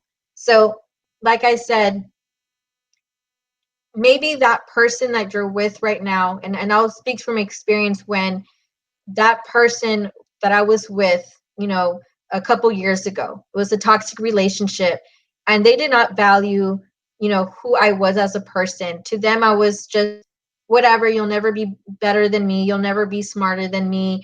And it made me realize this person doesn't value who I am, but I do have other people that do. And so those are the people that belong in your life. If you are in a toxic relationship, or even in a toxic friendship that don't value your friendship and take for granted of who you are, those are not the right people in your life. And so, you need to let those go and find that support, find those people that do understand what you bring into their life means value, because everybody, for those of you that are watching, especially you young girls that are out there that feel, no one cares about me, I'm not worth it. You are. There is someone out there that values you, that maybe you just, you tend to kind of push away because you're like, oh, it's whoever, but that person really does, care about you. And so I definitely want you to remember that you are valuable, you are worth it, you are loved by someone. Even if it's not the person that you want it to be, that's okay, because there's other people that do. And so with that, I hope that when you do get this book, that if there is a word in here that connects with you, throughout the book you will find that there are sections for notes. I did this on purpose because I wanted it to be an interactive book. I wanted it to be an interactive journal, because like I said, I use mine to write down my thoughts, write down, any negativity, and just kind of let it go.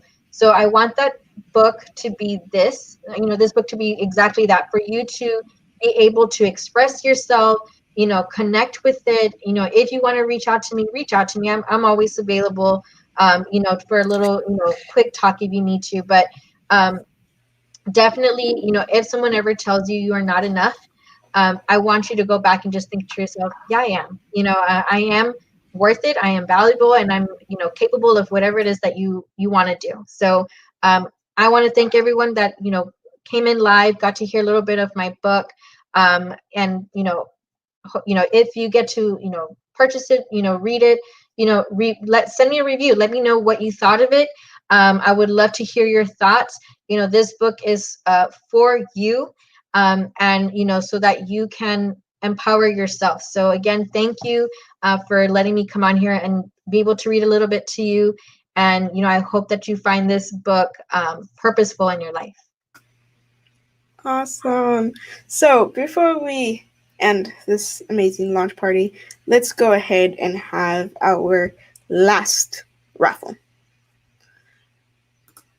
All right, so for everybody who is watching, you guys have a chance to win one of the very first signed, autographed copies that can be worth hundreds and even thousands of dollars once Christina becomes a New York Times bestselling author in the future. You will be getting a signed copy of The Power of Words. You will also be getting a little DIY kit, a little journal, and a little sticker booklet so that you guys can create your own journal, so that you guys can maybe hopefully start journal therapy and start putting your thoughts on paper as well. And along with a good little collection of books from the South Texas Literacy Coalition. So our very, very last raffle is going, our very last raffle winner is, I should have put my name in it so I could have won. Yeah, it's okay. Diana. So Diana, you are the last winner. You are going to be able to not physically take home right now, but you will be receiving some really awesome goodies from Christina and from the South Texas Literacy Coalition. Awesome. So with that, we want to go ahead and just thank everybody who was able to participate with us live. Thank you for your amazing comments. Thank you for your amazing questions. Your overall support to both Christina and the South Texas Literacy Coalition is so greatly appreciated. If you guys ever have any questions, if you guys are an author or you're aspiring to be an author and you need help getting started, getting the idea, or you have a book and you're wanting to launch it, reach out to the South Texas Literacy Coalition, reach out to Christina. Caitlin is one of our authors as well. We have a small little collection of local authors from the RGV that we have a partnership with. So if you need advice from fellow local authors, you want to ask them questions about how to get started on a book or how to get published, reach out to us and we can connect you to this group of amazing authors that we have. We have so many resources, an abundance of resources that we want to give out to our community. This is one of them. This is one of the resources. We help a lot of our partners. We help out our community. We help out our kids. We also help are local creatives that want to get a book out into the community. So we have an open invitation to anybody that wants to shoot a book idea to us or that wants help with running or creating a project or a program. Let us know. We're always here. We are really active on Facebook and on social media, so that is the best way to get in touch with us. And with that, Christina, thank you so Yeah, much. so before we do log off, I just want to say thank you to everyone who logged in, who got to watch live. I am, so thankful that, y'all are here, supporting me. That's amazing. I love, I feel the love today. So thank you again so much. But definitely, again, this weekend, I do have the book, the ebook version for sale. 99 cents on Amazon. All I ask, if you were able to watch live, you got to hear from the book, just go in there, purchase it for 99 cents. I believe you have to read a couple pages, just kind of flip through it, read through it. It's not a very long book. It's a very good, short and awesome read, and leave a review. And if you would like to purchase it in paperback, it is also available. That's the only one that is not on a special sale, but the ebook is. And if you would like for me to sign it, or you would like a signed copy, just shoot me a message. I'll be more than glad to do that for you. But again, thank you all so much. And the link to the book on Amazon will be on my Facebook feed. I know it's also in the comments. If you just scroll up, you'll find the link to the book. But again, thank you so much, for being here. And I can't wait to hear your feedback on the book and your reviews. So thank you again. I love everyone that has joined me today. Thank you so much. I love everybody here. It's big thank you to my panel for taking time out of their day. I know that they were working today, they were out of town, but they still found time to be here with me today. And especially everyone that's been watching live throughout the entire afternoon. That's amazing. Thank you again. And I hope everyone has a wonderful weekend and the rest of the week. Awesome. So with that, we say goodbye to all of you guys. For those of you guys that this is the first time you've tuned in to a session with the South Texas Literacy Coalition, we have programmings that go on during the week. If you guys go to our Facebook page and our event tab, you can see upcoming webinars and live events that we will be having. We have some really cool events, live events that are free coming up.